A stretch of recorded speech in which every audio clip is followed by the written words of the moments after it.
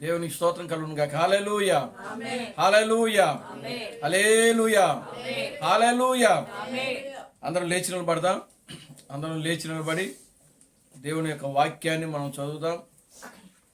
అందరం లేచి నిలబడి దేవుని యొక్క వాక్యాన్ని మనం చదువుదాం. పరిశుద్ధ గ్రంథంలో నుండి హెబ్రీయులకు రాసిన పత్రిక 9వ అధ్యాయము 7వ వచనాన్ని మనం చదువుదాం.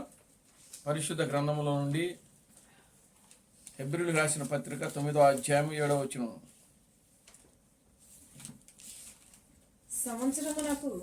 సంవత్సరమునకు ఒకసారి మాత్రమే, క్షమించండి, 1 నుంచి చదవండి. 9వ అధ్యాయం 1 నుంచి. మొదటి నిబంధనకైతే సేవా నియమములను ఈ లోక సంబంధమైన పరిశుద్ధ స్థలమును ఉండెను. ఎలాగనగా మొదట ఒక గుడారం ఏర్పరచబడెను. అందులో దీపస్తంభమును బల్లయు దాని మీద ఉంచబడిన రొట్టెలను ఉండెను.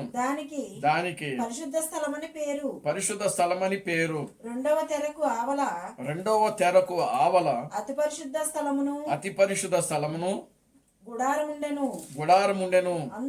అందులో సువర్ణ ధూపార్తియు అంతటను బంగారు రేకులతో తాపబడిన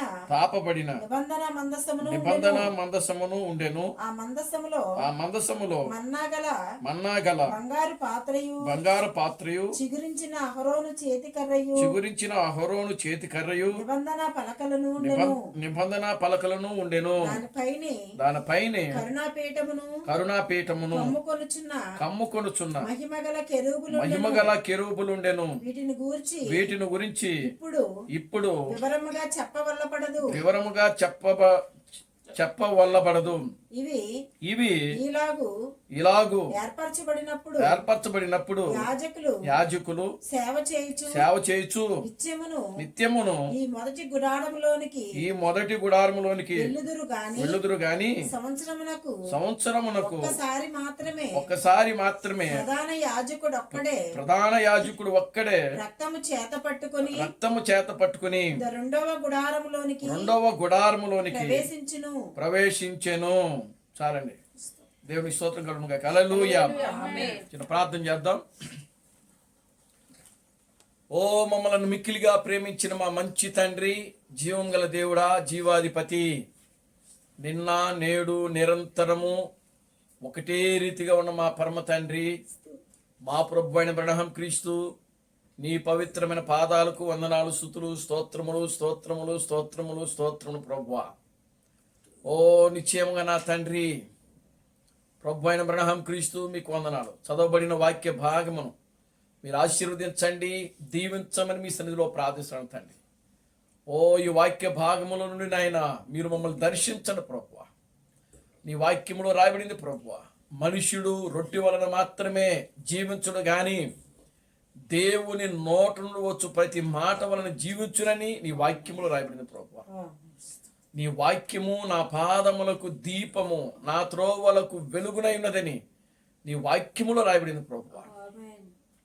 ఓ నిశ్చయముగా నా తండ్రి, నీ వాక్యము నన్ను బ్రతికించుచున్నది.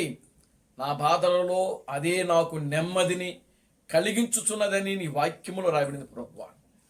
ప్రభు అయిన బ్రహ్మ క్రీస్తు మీకు వందనాలు, స్తుతులు, స్తోత్రం ప్రభువా. నిశ్చయముగా నా తండ్రి, ఓ ఇప్పటి వరకు కూడా నాయన యొక్క ఆరాధన కార్యక్రమం అంతటి ద్వారా మీరు మహిమ పొందారు ప్రభువా. పాటల ద్వారా మీరు మహిమ తెచ్చుకున్నారు. ఓ సాక్ష్యముల ద్వారా, ప్రార్థనల ద్వారా నాయన మీరు మహిమ పొందారు ప్రభువా. నీకు వందనాలు, స్తుతులు, స్తోత్రం చెల్లిస్తున్నాం. ఇక ముందు జరుగుతున్న ఆరాధన కార్యక్రమం అంతట్లో కూడా నాయన మీరే తోడుగా ఉండి నడిపించి బలపరిచి ముందుకు నడిపించమని మీ సన్నిధిలో ప్రార్థిస్తున్నాను తండ్రి. ప్రభు అయిన బ్రహ్మ క్రీస్తు మీకు వందనాలు, స్తుతులు, స్తోత్రం ప్రభువా.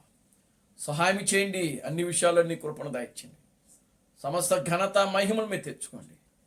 జీవం కలిగిన నా ప్రభు అయిన బ్రహ్మ క్రీస్తుని సర్వశక్తి కలిగిన నామములో ప్రార్థించి స్తుతించి వేడుకొనుచున్నాము. ఆమేన్. అందరూ కూర్చోండి. దేవుడికి స్తోత్రం కలుగును గాక. హల్లెలూయా. ఆమేన్. హల్లెలూయా. హల్లెలూయా.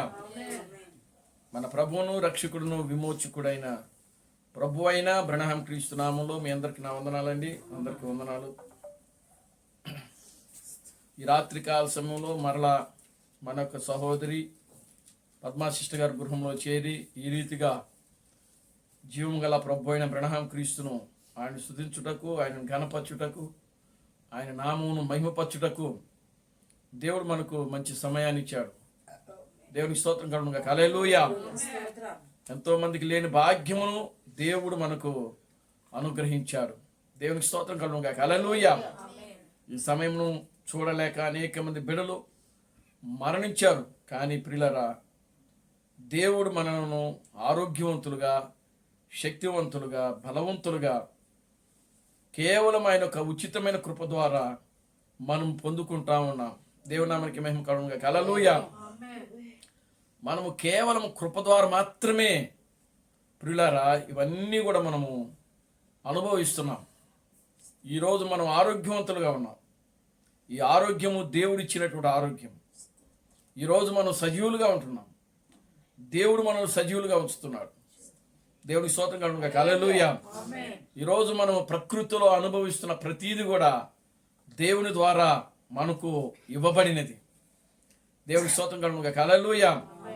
కనుక ఇవన్నీ కూడా గాలి, నీళ్లు, ప్రియులారా గమనించండి, వాతావరణం, ఆక్సిజన్, ఇవన్నీ కూడా మనం ఎవరి ద్వారా అనుభవిస్తున్నామంటే కేవలము దేవుని యొక్క ఉచితమైన కృప ద్వారా మాత్రమే అవి మనకు లభిస్తూ ఉన్నాయి.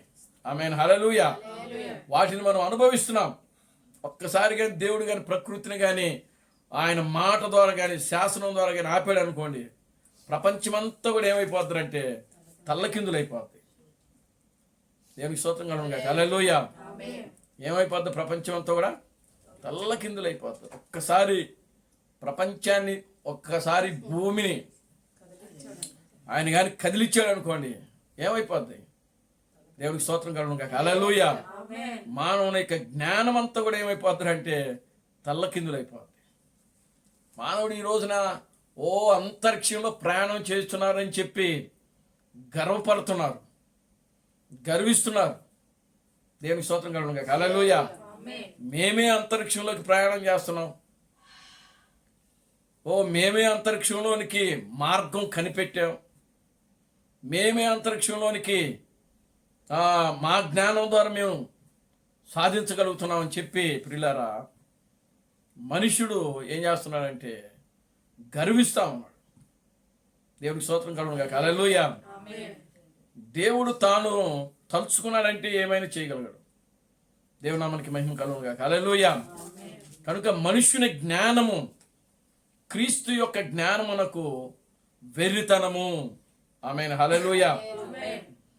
దేవుని జ్ఞానము మనుషులకు వెర్రితనముగా కనబడితే, ఏమండి, మనిషి జ్ఞానము దేవునికి ఎలా కనబడతా ఉంటుందంటే వెర్రితనమే. దేవుని జ్ఞానము ఎప్పుడు కూడా వెర్రితనముగా ఉండదు. మనుషులే అనుకుంటాడు. దేవునికి స్తోత్రం కలుగునుగా. హల్లెలూయా. కానీ మనుషుని జ్ఞానమే వెర్రితనం అన్నమాట. దేవుని నామానికి మహిమ కలుగునుగా. హల్లెలూయా. కనుక ప్రియమైన దేవుని బిడ్డలారా, దేవుడు అనంత జ్ఞాని. దేవుడు అనంత జ్ఞాని. ఆయన ముందు జ్ఞానముతోనే ఇవన్నీ కూడా చేయించున్నాడు. దేవుని స్తోత్రం కలుగునుగా. హల్లెలూయా. ఆయన ముందు జ్ఞానము. దేవుడు ఆదిలోనే అంతమును చూచాడు. అది ముందు జ్ఞానం అంటే. ఆమేన్. హల్లెలూయా. దేవుడు ఆదిలోనే అంతమును చూచాడు ఆయన. కనుకనే ఆయన ముందు జ్ఞానం అంటే అది. అంటే ప్రారంభంలోనే ఈ అంత్య దినాల్లో ఏం జరగబోతుందో అదంతా కూడా చూచిన దేవుడు. అది ముందు జ్ఞానం అంటే. అనంత జ్ఞాని. ఆయన జ్ఞానమునకు అంతము లేదు. అది అనంత జ్ఞాని అంటే. దేవుడి స్తోత్రం కలుగునుగా. హల్లెలూయా. దేవుడే జ్ఞానమై ఉన్నాడు. దేవుడు ఏమై ఉన్నాడు? జ్ఞానమై ఉన్నాడు. కనుక మనము ప్రియులారా ఈ లోకములో మనం జీవిస్తున్నాం. దేవుడు మనల్ని తీసుకుని వచ్చాడు ఈ లోకానికి. ఎందుకు తీసుకొచ్చాడు అని అంటే కేవలము ఆయన నామమునకు మహిమకరముగా జీవించుటకు మాత్రమే దేవుడు మనలను ఆయన భూలోకానికి తీసుకుని వచ్చాడు. దేవునికి స్తోత్రం కలుగునుగా. హల్లెలూయా. కనుక ప్రియమైన దేవుని బిడ్డలారా, దేవుడు మనల్ని ఎందుకు ఈ భూమి మీదకి తీసుకుని వచ్చాడో దానిని తెలుసుకున్న మనము దాని ప్రకారం జీవించుటకు మనం ఏం చేయాలంటే ప్రయత్నం చేయాలి. దేవుడు ఇచ్చిన ఈ జీవితాన్ని ప్రియులారా దేవుని కోసం సాధకం చేయాలి. దేవుని కోసమే ఉపయోగపడినట్లు ఉండాలి మనం. దేవునికి స్తోత్రం కలుగునుగా. హల్లెలూయా. కనుక ప్రియులారా, మన జీవితంలో మానవులమైన మన జీవితంలో అనేకమైనటువంటి ఉడుదురుకులు, అనేకమైనటువంటి ముళ్ళులు, అనేకమైన తప్పిదాలు ఉంటాయి. ముళ్ళు అంటే తప్పిదాలు. దేవుని నామానికి మహిమ కలుగునుగా. హల్లెలూయా. కనుక వాటన్నిటిని కూడా మనము తీసేసుకొని దేవుని సన్నిధిలో నిందారహితములుగా, పాపము లేని వారుగా, యథార్థవంతులుగా మనం జీవిస్తూ మన ఆత్మీయ జీవితంలో మనము ముందుకు సాగుతూ ఉండాలి. దేవుని నామానికి మహిమ కలుగునుగా. హల్లెలూయా. సరే చూద్దాం. పరిశుద్ధ గ్రంథంలో నుండి ఇప్పుడు మనం చదివాం. హెబ్రీయులకు రాసిన పత్రిక ఈ 9వ అధ్యాయము మొదటి నుంచి మనం చూసినప్పుడు ఇక్కడ ప్రత్యక్ష గుడారం గురించి పౌలు మాట్లాడుతూ ఉన్నాడు. ఈ రాత్రికాల సమయంలో మనం ధ్యానం చేయబోయేటువంటి అంశం ఏంటంటే మందసము క్రీస్తుగా ఉండెను. మందసము క్రీస్తుగా ఉండెను. మందసమే క్రీస్తు అంట. దేవునికి స్తోత్రం కలుగునుగా. హల్లెలూయా. అంటే మందసము క్రీస్తు, మందసమే క్రీస్తు. Glory to God. హల్లెలూయా. మందసము క్రీస్తు ఏంటి? మందసం క్రీస్తుగా ఉండటం ఏంటి అసలు? దేవుని నామానికి మహిమ కలుగునుగా. హల్లెలూయా. అంటే మందసమే క్రీస్తు. Glory to God. హల్లెలూయా. చూడండి ప్రియులారా, గమనించండి.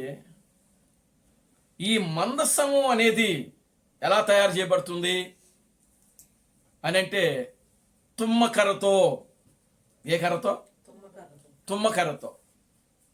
గత మధ్యాహ్నం నేను తుమ్మ కర్ర గురించి పెద్దగా వివరించలా. నేను ఇక్కడికి వచ్చి చెప్పాలనుకున్న సబ్జెక్ట్ వేరు. దేవునికి స్తోత్రం కలుగునుగా. హల్లెలూయా. కానీ దేవుడు మరలా ప్రేరేపించి మందసం గురించే చెప్పమని దేవుడు నన్ను ప్రేరేపించాడు. దేవుడి నామానికి మహిమ కలుగునుగా. హల్లెలూయా. కనుక ప్రియులారా, గమనించండి. మనకు 100 ఆలోచనలు ఉంటాయి, కానీ అక్కడికి వచ్చినప్పుడు దేవుడు ఏది మాట్లాడమంటాడో అదే మనం మాట్లాడాలి. దేవుడి నామానికి మహిమ కలుగునుగా. హల్లెలూయా. చూడండి ప్రియులారా, గమనించండి. తుమ్మకర్ర, ఈ మందసం అనేది దేంతో తయారు చేయాలి? తుమ్మకర్రతో. మనం గత మధ్యాహ్న సమయంలో చదివాం. చూడండి, నిర్గమకాండము 25వ అధ్యాయము 25వ అధ్యాయము 8వ వచనం నుండి మనం చదువుతాం.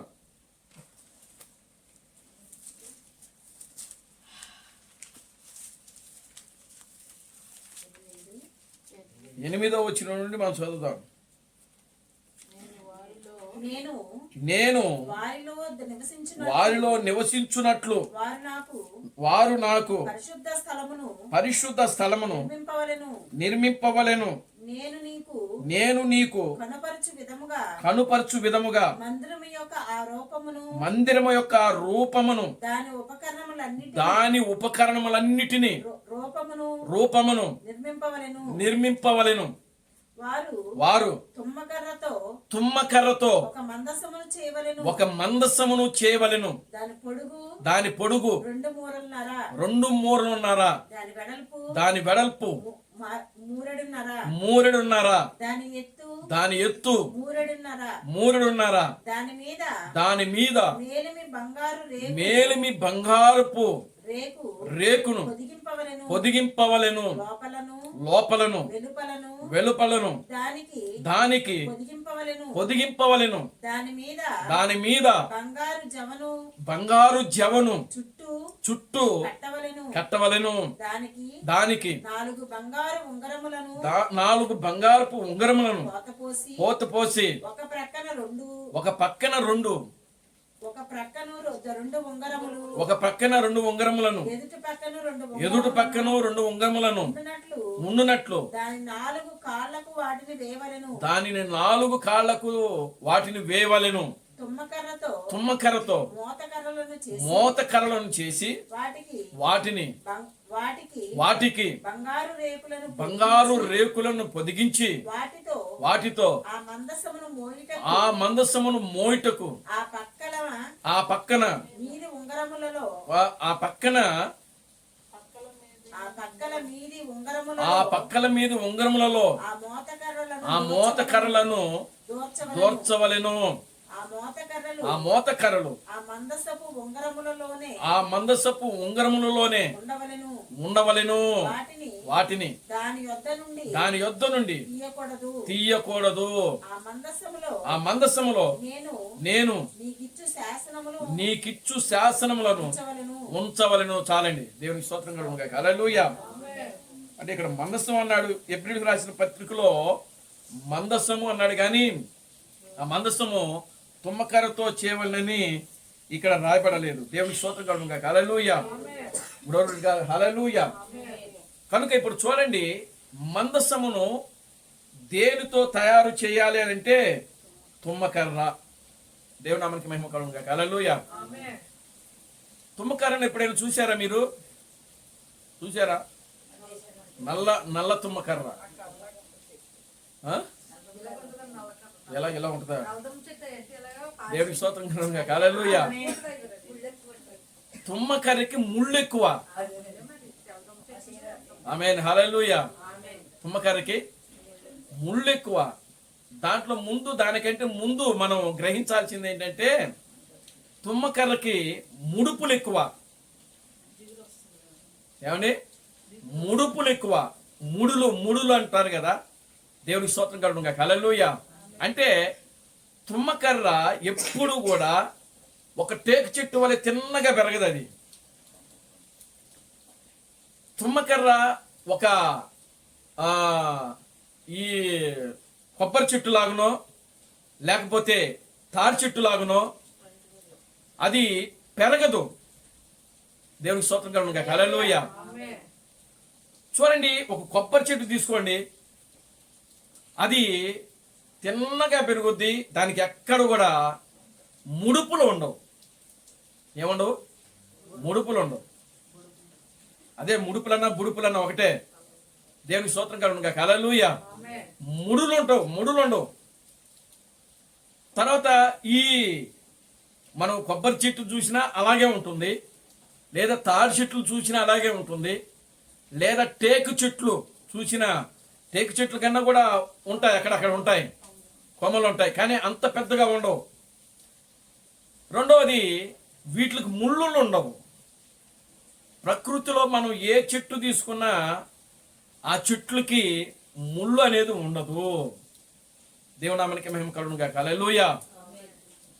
ముళ్ళు ఉన్న చెట్టు, ప్రకృతిలో ముళ్ళు ఉన్న చెట్టు, బాగా ముడులున్న చెట్టు ప్రియులారా ఏది అని అంటే ఈ నల్ల తుమ్మకర్ర చెట్టు. దేవునికి స్తోత్రం కలుగును గాక. హల్లెలూయా. దేవుడు మరి ఆ నల్ల తుమ్మకర్రతో మందసాన్ని చేయమన్నాడు. దేవుడు నామానికి మహిమ కలుగును గాక. హల్లెలూయా. దేవుడు మోషేకి చెప్పాడు. మోషే వచ్చి ఆ ప్రింట్ని తీసుకుని వచ్చి ఆ యొక్క మ్యాప్ని తీసుకుని వచ్చి ఎవరికి ఇచ్చాడంటే బెసలేలుకి ఇచ్చాడు. చూడండి, వాక్యాన్ని మనం చదువుదాం. నిర్గమకాండము 31వ అధ్యాయము 1 నుంచి మనం చదువుదాం. నిర్గమకాండము 31వ అధ్యాయము 1 నుంచి మనం చదువుదాం. మరియు యెహోవా మోషేతో ఇట్లనెను, చూడుము, నేను యూదా గోత్రములో తూరు మనవడును, క్షమించండి, ఊరు మనవడును, ఊరు కుమారునైన బెసలేలు అను పేరు గల వానిని పిలిచి తిని విచిత్రమైన పనులను కల్పించుటకును బంగారముతోను ఏమండి వెండితోను ఇత్తడితోను పని చేయుటకును పొదుగుటకై రత్నములను సానబెట్టుటకును కర్రను కోసి చెక్కుటకును సమస్త విధములైన పనులను చేయుటకును జ్ఞాన విద్య వివేకములను సమస్తమైన పనుల నేర్పును వానికి కలుగునట్లు వానిని దేవుని ఆత్మ పూర్ణుడిగా చేసి ఉన్నాను. మరియు నేను నేను దాను గోత్రములోని దాను గోత్రములోని అహిసామాకు ఆ కుమారుడైన కుమారుడగు అహిలోయాబును అతనికి తోడు చేసి తిని నేను నీకు ఆజ్ఞాపించినవన్నీయు నేను మీకు ఆజ్ఞాపించినవన్నీ చేయునట్లు జ్ఞాన హృదయములందరిలో హృదయములలో ఆ జ్ఞానముంచి ఉన్నాను. ప్రత్యక్షపు గుడారమును చాలండి. దేవునికి స్తోత్రం కలుగును గాక. హల్లెలూయా. కనుక ఇప్పుడు చూడండి, ఈ మందసాన్ని తయారు చేయటానికి దేవుడు యూదా గోత్రములో నుంచి ఊరు అనేటువంటి ఒక అతను, ఆయన యొక్క కుమారుడు బెసలేలు అనేటువంటి వ్యక్తిని దేవుడు ఎన్నుకున్నాడంట. దేవునికి స్తోత్రం కలుగును గాక. హల్లెలూయా. ఈ బెసలేలు అనేటువంటి వ్యక్తి అన్ని పనులలో నైపుణ్యం కలిగిన వాడని అక్కడ దేవుడే సాక్ష్యం ఇస్తా ఉన్నాడు ఆయన గురించి. వెండి పనులు చేయడానికి కానీ, బంగారము పనులు చేయడానికి కానీ, ఇనప పనులు చేయడానికి కానీ, ఏ పనైనా చేయడానికి అతడు దేవుని యొక్క జ్ఞాన వివేచనము ఆత్మను పొందిన వ్యక్తిగా దేవుడు అక్కడ సాక్ష్యం ఇస్తున్నాడు. ఆ వ్యక్తికి మరొక వ్యక్తిని కూడా తోడు చేస్తున్నాడు. దాను గోత్రములో నుంచి మరొక వ్యక్తిని తీసుకున్నాడు, ఆ వ్యక్తికి తోడు చేశాడు. ఏమండి? అహోలియాగ అంట. దేవునికి స్తోత్రం కలుగును గాక. హల్లెలూయా. ఇవన్నీ యూదుల పేర్లు, మనకు 4 తిరగవు. కనుక చూడండి, ఇప్పుడు ఈ బెసలేలు దాను గోత్రంలో నుంచి మరొక వ్యక్తిని తీసుకుని వారి సహాయముతో మందసమును తయారు చేయడం ప్రారంభించాడు. దేవుని నామానికి మహిమ కలుగును గాక. హల్లెలూయా. ఇప్పుడు చూడండి, ఈ తుమ్మ చెట్టుకి అనేకమైనటువంటి ముడులు ఉంటాయి. ఆ ముడులు చెక్కడము ఎంత కష్టమంటే నిజంగా ప్రియులారా, చాలా కష్టం అన్నమాట. చిత్రీ బట్ట, దాన్ని చిత్రీ అంటారు కదా, అది వడ్రింగ్ పనిచేసే వాళ్ళకే తెలుసు. దేవునామానికి మహిమ కలుగును గాక. హల్లెలూయా. దానిని, ఆ ముడుని చెక్కకి సమానంగా తీసుకురావడానికి ప్రియులారా వాళ్ళు ఎంత కష్టపడతారు అని అంటే, నిజంగా అక్కడ పడేటువంటి కష్టము తర్వాత వాళ్ళు సుఖాన్ని అనుభవిస్తారు. పెన్ తేలికైపోతాయి. వాళ్ళకు వచ్చినటువంటి సమస్య అంతా కూడా, వాళ్ళకు వచ్చినటువంటి చిక్కంతా కూడా, వాళ్ళకు వచ్చినటువంటి ప్రయాసము, కష్టము, బాధ, దుఃఖము, వేదన, ఇవన్నీ కూడా ఎక్కడున్నాయనంటే ఆ చెక్కను సమానముగా తీసుకొచ్చేంత వరకు కూడా వాళ్ళు కష్టపడాల్సిందే.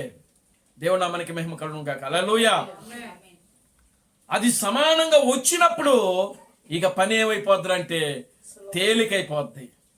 దేవుని నామానికి మహిమ కలుగును గాక. హల్లెలూయా. ఇప్పుడు చూడండి ప్రియులారా, గమనించండి. ఇప్పుడు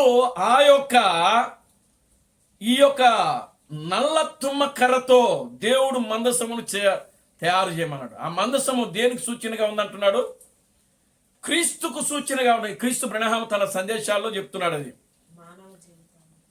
ఆ యొక్క ప్రియులారా గమనించండి, ఆ మందసము క్రీస్తుకు సూచనగా ఉన్నదంట. అంటే చెక్క మానవుని జీవితమునకు, మానవత్వానికి సాదృశ్యముగా ఉన్నది. దేవునామానికి మహిమ కలుగును గాక. హల్లెలూయా. అంటే చూడండి, మానవుని జీవితం అంతా కూడా ఎలా ఉంటుందంటే ముళ్ళతో కూడినది. దేవునికి స్తోత్రం కలుగును గాక. హల్లెలూయా. మానవుని జీవితం అంతా కూడా ముళ్ళుతో ఉంటుంది. కనుక దేవుడు మానవుణ్ణి ఒక క్రీస్తుగా చేయడానికి, దేవుడు మానవుడిని క్రీస్తుగా అభిషేకించడానికి ముందు వాళ్ళు ఏం చేయబడాలంటే సరి చేయబడాలి. దేవునామానికి మహిమ కలుగును గాక. హల్లెలూయా. ఏం చేయబడాలండి? సరి చేయబడాలి. అంటే వాళ్ళలో ఉన్నటువంటి ప్రతి ముడి అంటే పాపము. ముడి అంటే పాపము, ముళ్ళన్నా కూడా పాపమే. కనుక మానవుని జీవితంలో ఉన్నటువంటి మానవుడు జీవితంలో ఉన్నటువంటి ప్రతి పాపము, ప్రతి ముడులు, ప్రతి ముళ్ళు కూడా ప్రియులారా అవన్నీ కూడా ఏం చేయబడాలంటే సరి చేయబడాలి. దేవునికి స్తోత్రం కలుగును గాక. హల్లెలూయా, ఆమేన్, హల్లెలూయా. చూడండి ప్రియులారా, గమనించండి. ఇప్పుడు దేవుడు ఒక పరిపూర్ణమైనటువంటి మానవుణ్ణి ఏం చేస్తున్నాడంటే అతని జీవితంలో ఉన్నటువంటి ప్రతి పాపమును, ప్రతి అపవిత్రమైన కార్యములను ఆయన ఏం చేస్తున్నాడంటే సరి చేస్తున్నాడు. ఏం చేస్తున్నాడండి? సరి చేస్తున్నాడు. దేవునికి స్తోత్రం కలుగును గాక. హల్లెలూయా. కనుక సరి చేసి ఏం చేస్తున్నాడంటే ఆయనను క్రీస్తుగా అభిషేకించి ఆయనలో ఏం చేస్తున్నాడంటే తన వాక్యమును ఆయన ఏం చేస్తున్నాడంటే నింపుతున్నాడు. దేవుని నామానికి మహిమ కలుగును గాక. హల్లెలూయా. ఆయనలో తన వాక్యమును ఏం చేస్తున్నాడు? నింపుతున్నాడు. ఆయన వాక్యము ఆయన ఒక హృదయంలో పెడుతున్నాడు అన్నమాట.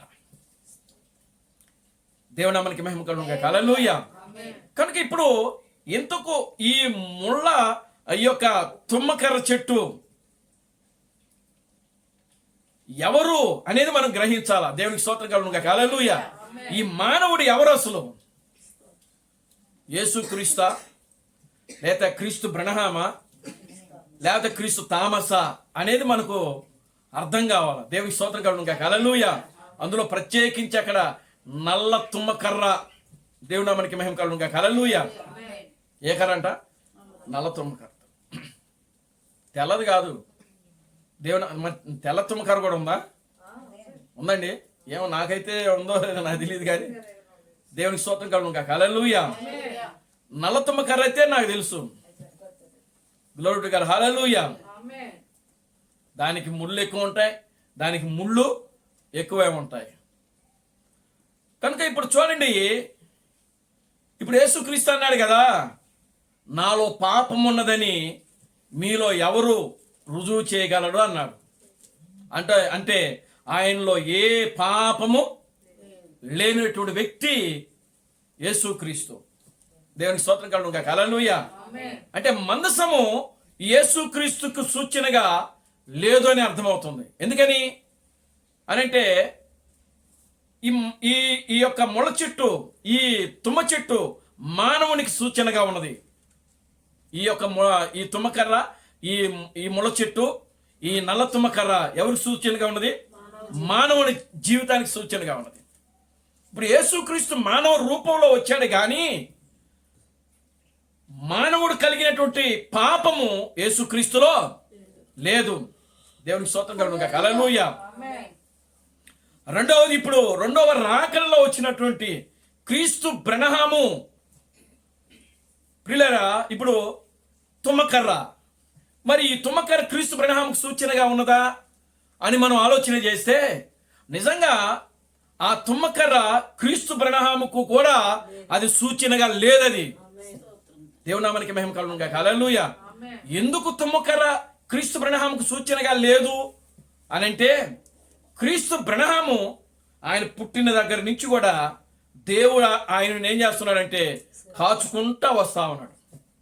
ఎక్కడ కూడా పాపములో పడిపోకుండా ఆయనను దేవుడు ఏం చేస్తున్నాడంటే కాపాడుకుంటూ వస్తున్నాడు. దేవుని నామానికి మహిమ కలుగును గాక. హల్లెలూయా. క్రీస్తు బ్రహ్మము ఆయన చాలా మంది అనుకుంటున్నారు ఏమని, పాపి అయిన మనుష్యుడు, ఏమండి పాపి అయిన మనుష్యుడు, ఆయన పాపం ద్వారా పుట్టాడు అని చెప్తున్నారు. నిజంగా క్రీస్తు బ్రహ్మము పాపం ద్వారా పుట్టాడా అని మనం ఆలోచన చేస్తే పరిశుద్ధ గ్రంథము వివాహమును గురించి ఏమని రాయబడిందంటే, వివాహము అన్ని విషయములలో ఘనమైనది, పాన్పు నిష్కళంకముగాను పరిశుద్ధమైనదిగా ఉండవలెను అని వాక్యంలో రాయబడింది. దేవునికి స్తోత్రం కలుగును గాక. హల్లెలూయా. అంటే ఇద్దరు వ్యక్తులు, ఇద్దరు యవనస్తులు, వారు వివాహము చేయబడేటప్పుడు వాళ్ళ యొక్క జీవితాలు ఎలా ఉండాలి అని అంటే ప్రియులారా గమనించండి, పరిశుద్ధమైన జీవితాలుగా ఉండాలి. అంటే పెళ్లి కాకముందే ఏ స్త్రీ కూడా అక్రమ సంబంధాలు పెట్టుకోకూడదు. పెళ్లి కాకముందే ఏ పురుషుడు కూడా అక్రమ సంబంధాలు పెట్టుకోకూడదు. వాళ్ళు దేవుని వాక్యము చేత పెరుగుతూ, దేవుని భయములో పెరుగుతూ, దేవుని భక్తిలో పెరుగుతూ, ఆ విధంగా పెరిగిన వాళ్ళ యొక్క వివాహము అది దేవుని దృష్టికి ఎలా ఉంటుందంటే ఘనమైనది. దేవుని నామానికి మహిమ కలుగును గాక. హల్లెలూయా. వివాహము ఘనమైన కార్యము. దేవునికి స్తోత్రం కలుగును గాక. హల్లెలూయా. ఇప్పుడు చార్లెస్ బ్రనహాము ఆ యొక్క ఎల్లా సిస్టరు వారు పెళ్లి కాక ముందు ఆ సిస్టరు ఏ పురుషునితో అక్రమ సంబంధము పెట్టుకోలేదు. దేవునికి స్తోత్రం కలుగును గాక. హల్లెలూయా. చార్లెస్ బ్రనహాము పెళ్లి కాక ముందు ఏ స్త్రీతో ఆయన అక్రమ సంబంధము పెట్టుకోలేదు. చార్లెస్ బ్రనహాము యొక్క వయసు 21 సంవత్సరాలు, ఎల్లా సిస్టర్ యొక్క వయసు 16 సంవత్సరాలు అప్పుడు. ఆమేన్, హల్లెలూయా. వారిద్దరూ కూడా ప్రియులారా ఇష్టపడ్డారు, పెళ్లి చేసుకున్నారు.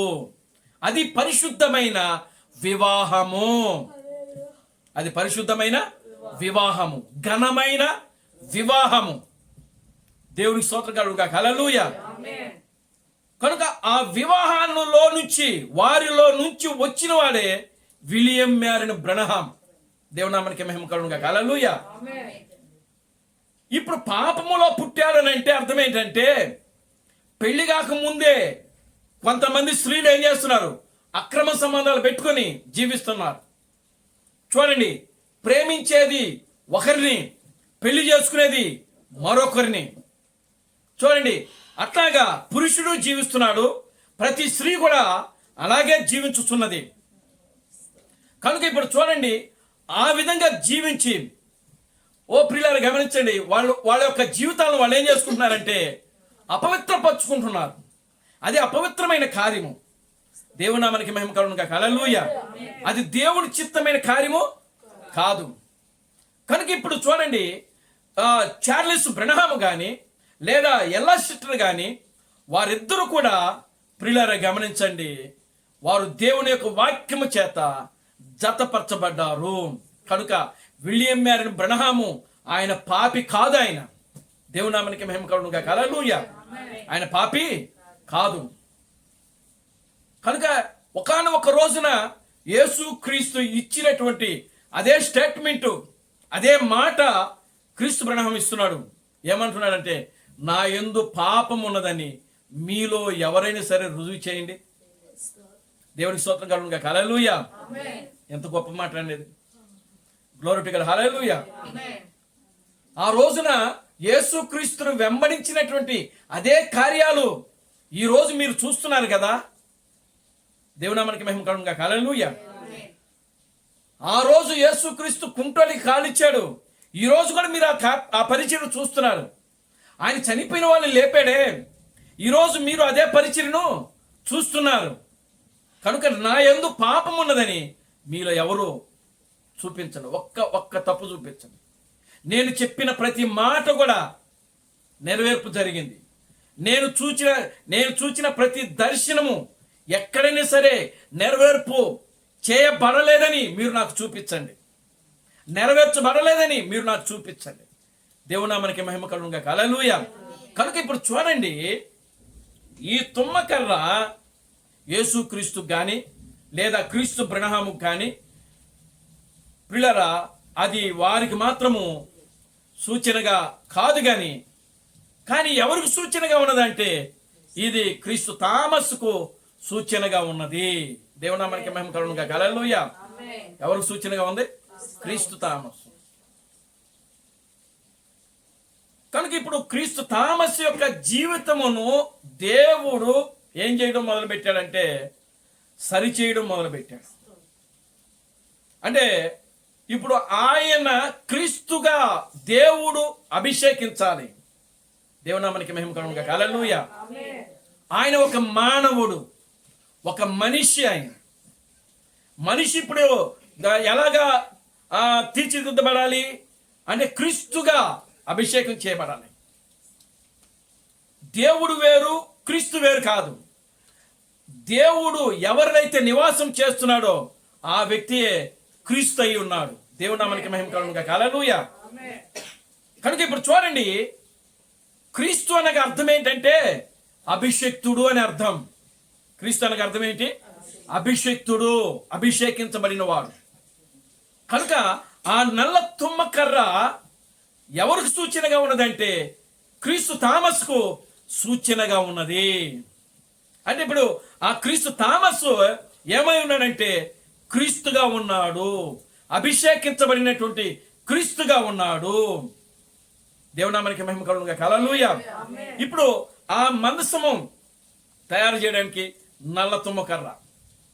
కనుక ఆ తుమ్మకర్రను బాగా ఏం చేయాలంటే ప్రియులారా, సరి చేయాలి. బాగా దాన్ని ఏం చేయాలంటే సదును చేయాలి, చెక్కాలి. అది ఆ యొక్క మందసానికి సరిపడేటువంటి ఆ రూపంలోనికి దాన్ని ఏం చేయాలంటే తీసుకుని రావాలి. దాన్ని అలా చేయబడాలని అంటే ఆ యొక్క ఉన్నటువంటి ఆ బుడుపులన్నీ కూడా, ఆ ముడులన్నీ కూడా ఏం చేయాలంటే చెక్కాలన్నమాట. బాగా చెక్కాలి. ఆ ముడులు ఏంటి? పాపపు జీవితము. ఆ ముళ్ళు ఏంటి? పాపపు జీవితము. పాపం అంటే ఏదో కాదు, ఆయన ఏదో లేకపోతే వ్యభిచారం చేశాడో లేకపోతే ఇది కాదండి. దేవునామానికి మహిమ కలుగును గాక. హల్లెలూయా. క్రీస్తు థామస్ ఎక్కడ కూడా వ్యభిచారం చేయలేదు ఆయన. ఆమేన్. హల్లెలూయా. వాళ్ళ తల్లిదండ్రులు, వాళ్ళ క్రీస్తు థామస్ వాళ్ళది కర్ణాటక, బెంగళూరు, కేజీఎఫ్ అనేటువంటి స్ట్రీట్లో ఆయన పుట్టాడు. దేవునామానికి మహిమ కలుగును గాక. హల్లెలూయా. ఆ వీధిలో పుట్టాడు. వారి తల్లిదండ్రులు చిన్నప్పటి నుంచే క్రైస్తవులు. కనుక క్రీస్తు థామస్ కూడా క్రైస్తవుడే. ఆయన గొప్పగా చదువుకున్నాడు. ఆయన క్రీస్తు థామస్ మహా ఇంజనీర్ ఆయన. చూడండి ప్రియులారా, అటువంటి వ్యక్తి ఉద్యోగం సంపాదించాడు. ఆయన సంపాదించి ఆయన ఉద్యోగ బాధ్యతలు ఆయన కలిగి ఉన్నాడు. అటువంటి సమయంలో దేవుడు ఈ ప్రత్యక్షతను ఆయనకి ఇచ్చాడు. ఆయన దేవునామానికి మహిమ కలుగును గాక. హల్లెలూయా. ఆమేన్. హల్లెలూయా. కనుక ఇప్పుడు చూడండి, అవన్నీ కూడా ఆయన ఏం చేసినాడంటే ప్రియులారా, ఆయన చదువుకున్న ఈ సర్టిఫికెట్లు అన్నీ కూడా ఏం చేసినాడంటే చించి వాటిని పక్కన పెట్టి కాల్చేసేసి ఆయన తన సేవకు తన జీవితాన్ని సమర్పించుకొని ప్రియులారా ఆయన సేవకు వచ్చాడు. దేవునామానికి మహిమ కలుగును గాక. హల్లెలూయా. కనుక ఇప్పుడు చూడండి ప్రియులారా, గమనించండి, ఆయనలో ఉన్నటువంటి ప్రతి అతిక్రమము, ఆయనలో ఉన్నటువంటి ప్రతి పాపము, ఆయనలో ఉన్నటువంటి ప్రతి మురికి ఏదైతే ఉన్నదో వాటన్నిటిని కూడా దేవుడు ప్రియులారా గమనించండి సరిచేశాడు. ఆయన ఏ విధంగా సరిచేశాడు అని అంటే శ్రమల ద్వారా. దేవునామానికి మహిమ కలుగును గాక. హల్లెలూయా. ఎన్ని శ్రమలు పడ్డాడు క్రీస్తు థామస్ ఈ లోకంలో. దేవునామానికి మహిమ కలుగును గాక. హల్లెలూయా. ఎన్నో శ్రమలు పడ్డాడు ఆయన, ఎన్నో కష్టాలు పడ్డాడు, ఎన్నో బాధలు ప్రియులారా పడ్డాడు ఆయన, ఎన్నో నిందలు అవమానించాడు, ఎన్నో శ్రమలు అనుభవించాడు ప్రియులారా. దేవుని యొక్క వాక్యము కోసము ఆయన నిందలు భరించాడు. దేవుని యొక్క వాక్యము కోసము అవమానాలు భరించాడు ఆయన. దేవుని యొక్క వాక్యము కోసం ఆయన ఎన్నో శ్రమలు అనుభవించాడు. అటువంటి ఒక గొప్ప ప్రియులారా గమనించండి, ఆ యొక్క జీవితమును దేవుడు ఏం చేసినాడంటే వాటన్నిటిని కూడా ప్రియులారా సరి చేస్తా వచ్చాడు ఆయన శ్రమల ద్వారా. దేవునికి స్తోత్రం కలుగును గాక. హల్లెలూయా. ఎవరికైనా అప్పు ఇవ్వవలసి ఉంటే వాళ్ళ దగ్గరికి వెళ్ళి ఇదిగో ఎప్పుడో మర్చిపోయిన వాటిని కూడా జ్ఞాపకం చేసుకొని, మర్చిపోయిన విషయాలు కూడా ఆయన జ్ఞాపకం చేసుకొని, ఆయన చిన్నతనము నుంచి కూడా ప్రియులారా ఎక్కడెక్కడైతే ఇదిగో ఆయన మర్చిపోయిన విషయాలు ఉన్నాయో వాటన్నిటిని కూడా జ్ఞాపకము చేసుకొని ఆ యొక్క మరల తిరిగి వాటన్నిటిని కూడా ఒప్పుకొని విడిచిపెట్టి ఆ కార్యాలన్నీ కూడా ఆయన ఏం చేసినాడంటే సరి చేసి పడ్డాడు. దేవునామానికి మహిమ కలుగును గాక. హల్లెలూయా. వాక్యములో రాయబడింది, అతిక్రమములను దాచిపెట్టువాడు వర్ధిల్లుడు, వాటిని ఒప్పుకొని విడిచిపెట్టువాడు కనికరము పొందును. దేవునామానికి మహిమ కలుగును గాక. హల్లెలూయా. కనుక ప్రియులారా, మనం చిన్నతనము నుంచి అనేక తప్పులు చేస్తూ ఉంటాం, అనేక మందిని బూతులు మాట్లాడుతూ ఉంటాం, అనేక మంది తిట్టుతూ ఉంటాం, అనేక మందిని కొట్టుంటాం, అనేక మందిని అవమానించి ఉంటాం, అనేక మందిని దూషించుంటాం. వీటన్నిటిని కూడా ఆయన జ్ఞాపకం చేసుకుని ఒకవేళ వాళ్ళు బ్రతుకుంటే వాళ్ళ దగ్గరికి వెళ్ళి క్షమాపణ కోరిన వ్యక్తి క్రీస్తు థామస్. దేవుని నామానికి మహిమ కలుగును గాక. హల్లెలూయా. ఈరోజు మనం అలా కోరతామా? మనకు యుగోలు ఎక్కువ. దేవునికి స్తోత్రం కలుగును గాక. హల్లెలూయా. కానీ అంత గొప్ప చదువురై ఉండి, ఏమండి, అంత హోదా కలిగినటువంటి వ్యక్తి అయి ఉండి, చూడండి, దేవుడి సన్నిధిలో ఆయన తనకు తానుగా తగ్గించుకొని మరలా ఎప్పుడో చేసినటువంటి వ్యక్తి తప్పిదమును మరలా ఆ వ్యక్తి దగ్గరికి వెళ్ళి ప్రియులారా ఒప్పుకొని దాన్ని సరి చేసుకుంటున్నాడంటే ఆ జీవితం ఏ జీవితం అది? తుమ్మకర్ర. దేవుని స్తోత్రం కలుగును గాక. హల్లెలూయా. సరిచేయబడాలి. నీవు నేను కూడా తుమ్మకర్రలమే. నీవు నేను కూడా తుమ్మకర్రలమే. నువ్వు సరిచేయబడాలి. సరిచేయబడితేనే ఇక్కడ క్రీస్తుగా నువ్వు అభిషేకించబడతావు. నీవు ప్రతి విషయంలో సరిచేయబడాలి. ప్రతి కార్యంలో నీవు సరిచేయబడాలి. నీ జీవితం అంతా కూడా సరిచేయబడాలి. దేవుని నామానికి మహిమ కలుగును గాక. Hallelujah. Glory to God. Hallelujah. క్రీస్తు థామస్ ఆ విధముగా ప్రియులారా గమనించండి, ఆయన సరి చేసుకుంటా వచ్చాడు. ఆయనకు అర్థమైంది, దేవుని యొక్క ప్రత్యక్షత అర్థమైంది, దేవుని యొక్క బయలుపాటు అర్థమైంది. Glory to God. హల్లెలూయా. కనుక మానవుడు క్రీస్తుగా అభిషేకించబడాలి. మానవుడు క్రీస్తుగా తయారవ్వాలి. అంటే మానవుడు ఏం చేయాలి అని అంటే, ఇదిగో అతిక్రమములన్నిటిని కూడా ఏం చేయాలంటే వాటిని ఒప్పుకొని విడిచిపెట్టాలి. ఒప్పుకోవాలి. దేవునామానికి మహిమ కలుగును గాక. హల్లెలూయా. వాటిని ఒప్పుకొని విడిచిపెట్టువాడు కనికరింపబడతాడు. కనుక మానవుడు ఎప్పుడైతే తాను చేసినటువంటి అపరాధములు, దోషములు, పాపములు, అతిక్రమములను ఒప్పుకొని విడిచిపెడతాడో ప్రియులారా, అప్పుడు ఆ వ్యక్తి ధన్యుడు. దేవునామానికి మహిమ కలుగును గాక. Hallelujah. Glory to God. Hallelujah. ఆ వ్యక్తి ఏమై ఉన్నాడు? ధన్యుడు అయి ఉన్నాడు. Glory to God. హల్లెలూయా. కనుక ఇప్పుడు చూడండి, ఈ తుమ్మకర్రని తీసుకుని ఏం చేస్తున్నాడంటే బాగా ఆయన చెక్కాడు. బాగా ఈ బెసలేనటువంటి వ్యక్తి చెక్కాడు, నీట్గా చెక్కాడు. ఆయన మందసమునకు తగ్గట్టుగా ఆయన ఏం చేసినాడు? ఆ యొక్క తుమ్మకర్రను చెక్కాడు. ఆ తుమ్మకర్రని చెక్కాడు. ఒక బాక్సును తయారు చేశాడు. ఆ బాక్సుకి ఏం చేసినాడు? బంగారమును పొదిగించాడు. బంగారపు రేకులు, మేలిమి బంగారము. తుమ్మ చెక్క మానవుని జీవితానికి సాదృశ్యముగా ఉంది. ఇదిగో బంగారము దేనికి సూచనగా ఉన్నది? దైవత్వమునకు సూచనగా ఉన్నది. దేవునామానికి మహిమ కలుగును గాక. హల్లెలూయా. అంటే ఇప్పుడు చూడండి, ఇప్పుడు ఆ చెక్క కనబడకుండగా ఏం చేయాలంటే మొత్తం కూడా బంగారముతో కప్పేయాలా. చుట్టూ కూడా ఎక్కడ కూడా అది చూస్తే బంగారపు పెట్టిలాగే ఉండాలా. దేవునికి స్తోత్రం కలుగును గాక. హల్లెలూయా. పూర్తిగా లోపల బయట మొత్తం 4 వైపులా ఎక్కడ కూడా చెక్క అనేది కనబడదు. ఆ విధముగా కనబడకుండగా ఆ విధముగా బంగారముతో దాన్ని ఏం చేయాలంటే పొదిగించేయాలి. దేవునికి స్తోత్రం కలుగును గాక. హల్లెలూయా. దాని పైన మూత, దాన్ని ఏమంటున్నారంటే కరుణాపీఠము. దాని మీద మూత కరుణాపీఠము.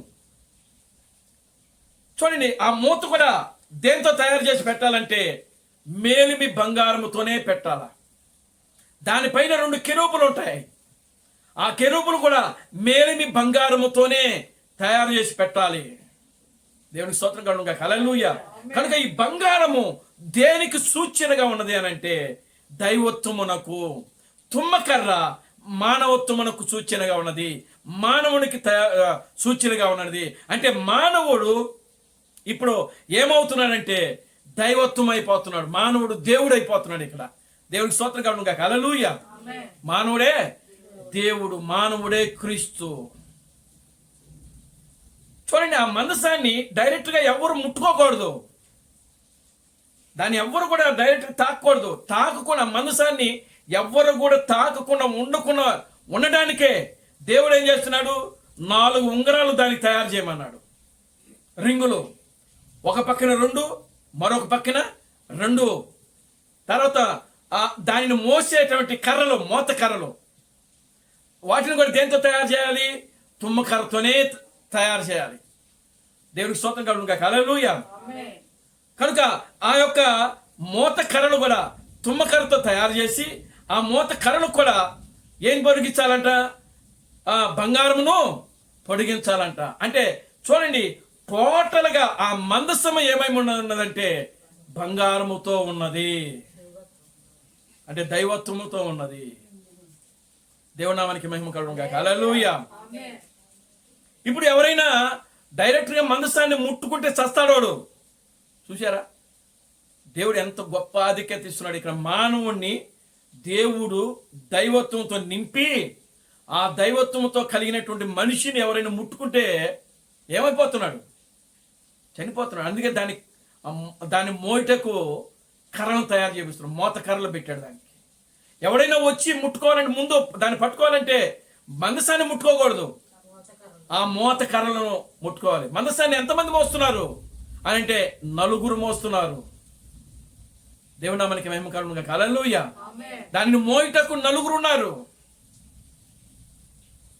ముందొక 2 ఉంటారు, వెనకాల మరొక 2 ఉంటారు. చూడండి ప్రియులారా, గమనించండి. కనుక ఇప్పుడు చూడండి, ఆ మందసమే పెండ్లి కుమార్తె. దేవుని నామానికి మహిమ కలుగును గాక. హల్లెలూయా. పెండ్లి కుమార్తెలో జ్యేష్ఠుడు, సమకూర్చబడినటువంటి గింజలలో జ్యేష్ఠుడు క్రీస్తు థామసు. ఆమేన్. హల్లెలూయా. కనుక ఇప్పుడు చూడండి ప్రియులారా, ఆ మందసము చేయబడిన విధానము మనం గమనించినప్పుడు దానిని తుమ్మకర్రతో, ఆ తుమ్మకర్ర క్రీస్తు థామసు, నల్ల తుమ్మకర్ర, తెల్లది కాదు, నల్ల తుమ్మకర్ర. మరి క్రీస్తు థామస్ ఎలా ఉంటాడు, ఎలా ఉంటాడండి, నల్లగా ఉంటాడు ఆయన. దేవునికి స్తోత్రం కలుగును గాక. హల్లెలూయా. మరి నల్లగా ఉన్న వ్యక్తి క్రీస్తు అని చెప్తే వాడు ఒప్పుకుంటాడా? యేసు క్రీస్తు తెల్లగా ఉంటాడు. మరి జీవం కలిగిన క్రీస్తు బ్రహ్మ తెల్లగా ఉంటాడు ఆయన. వాళ్ళిద్దరు తెల్లగానే ఉంటారు. వాళ్ళిద్దరు తెల్ల గాడిదలు అని వాక్యంలో రాబడి. దేవునికి స్తోత్రం కలుగును గాక. హల్లెలూయా. ఎవరు వాళ్ళు? తెల్ల గాడిదలు. మరి నల్ల గాడిద కూడా ఉంది ఒకటి. దేవునికి స్తోత్రం కలుగును గాక. హల్లెలూయా. ఈ నల్ల గాడిద ఎవరు? క్రీస్తు థామసు. ఆయన మొదటి రాకడలో వచ్చినప్పుడు తెల్ల గాడిదలో ప్రయాణం చేశాడు యెరూషలేములో. అదే దేవుడు సాయంకాల సమయంలో పశ్చిమాన ఆయన ప్రయాణం చేసినప్పుడు, పశ్చిమాన వచ్చినప్పుడు ఎలా వచ్చాడు? తెల్ల గాడిదలోనే తిరిగాడు ఆయన. దేవునికి స్తోత్రం కలుగును గాక. హల్లెలూయా. తెలుపు దేనికి సూచనగా ఉన్నది? పరిశుద్ధతకు సూచనగా ఉన్నది. నలుపు దేనికి సూచనగా ఉన్నది? పాపమునకు సూచనగా ఉన్నది. దేవునామానికి మహిమ కలుగును గాక. Hallelujah. Glory to God. Hallelujah. ఇప్పుడు నల్ల గాడిదను తీసుకున్నాడు దేవుడు. ఆ నల్ల గాడిదలో దేవుడు ఏం చేస్తున్నాడు? తిరుగుతూ ఉన్నాడు. ఆమేన్. హల్లెలూయా. ఆ నల్ల గాడిదలో ఆయన ప్రయాణం చేస్తున్నాడు. నల్ల గాడిదలో ఆయన ఇదిగో తిరుగుతా ఉన్నాడు. ఆ రోజు పిల్లలు గమనించండి, ఆ చిన్న గాడిద పిల్ల, ఆ నల్ల గాడిద పిల్లని ఎక్కి యెరూషలేము దేవాలయంలో, యెరూషలేము వీధిలో తిరిగాడు ఆయన, యేసుక్రీస్తు. దేవునామానికి మహిమ కలుగును గాక. హల్లెలూయా.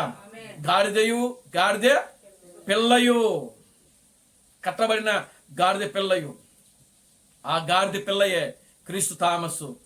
దేవునామానికి మహిమ కలుగును గాక. Hallelujah. Glory to God. Hallelujah. కనుక చూడండి ప్రియులారా, గమనించండి. ఇప్పుడు మందసము చెక్కతో తయారు చేసి, ఆ చెక్క అంతా కూడా మేలిమి బంగారముతో పొదిగించవలెను. దానికి మూత, పైన మూత కూడా మేలిమి బంగారముతోనే చేయవలెను.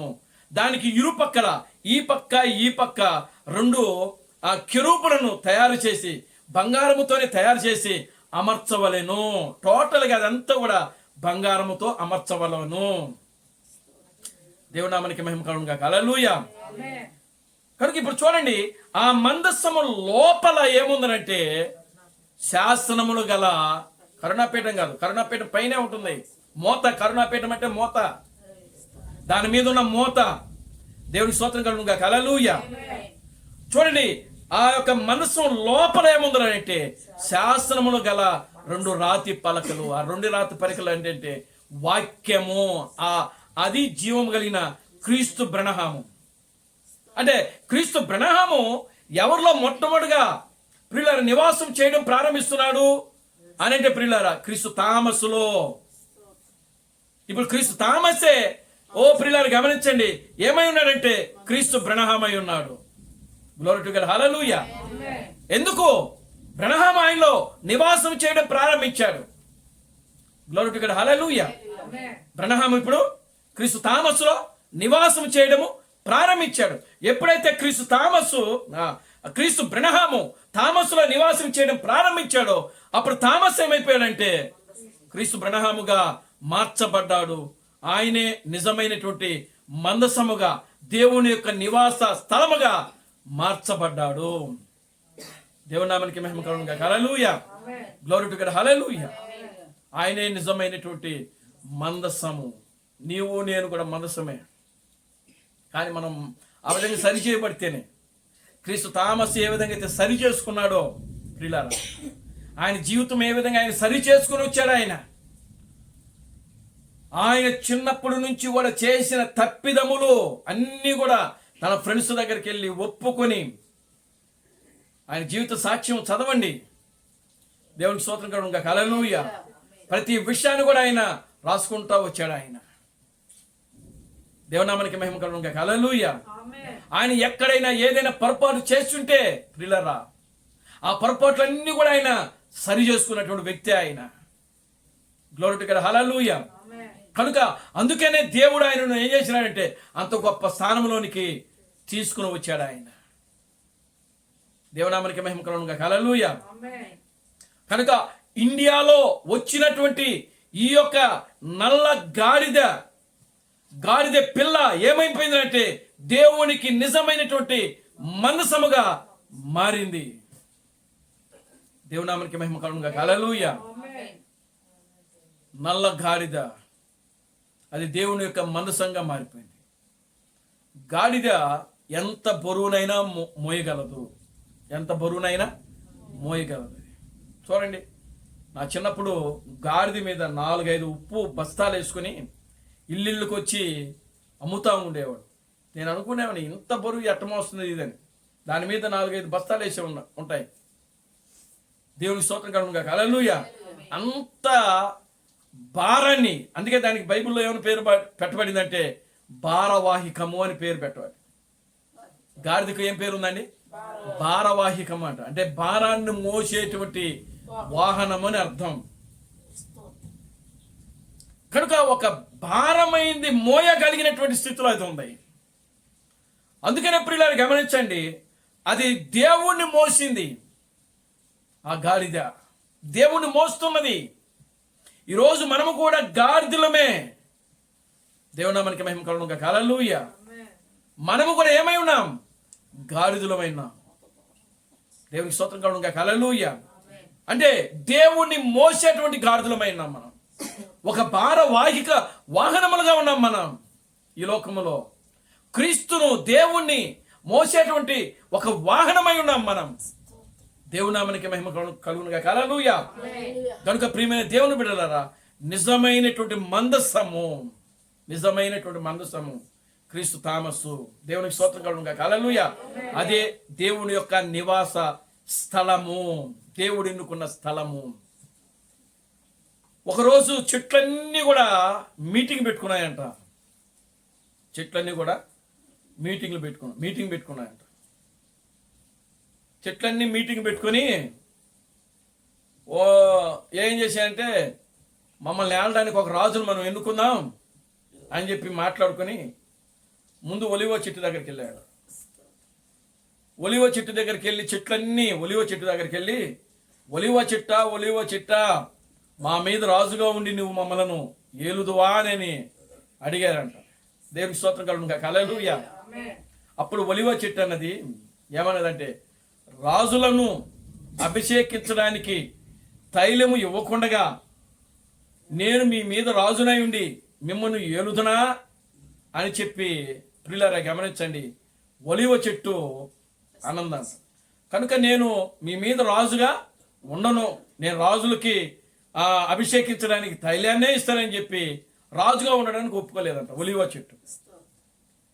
దేవునికి స్తోత్రం కలుగును గాక. హల్లెలూయా.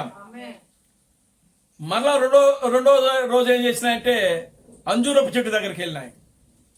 అంజూరపు చెట్టు దగ్గరికి వెళ్ళి, ఓ అంజూరపు చెట్ట చూడండి, న్యాయాధిపతుల పత్రిక గ్రంథము 9వ అధ్యాయము, న్యాయాధిపతుల గ్రంథము 9వ అధ్యాయము, యెహోషువ గ్రంథం తర్వాత ఉంటుంది న్యాయాధిపతులు.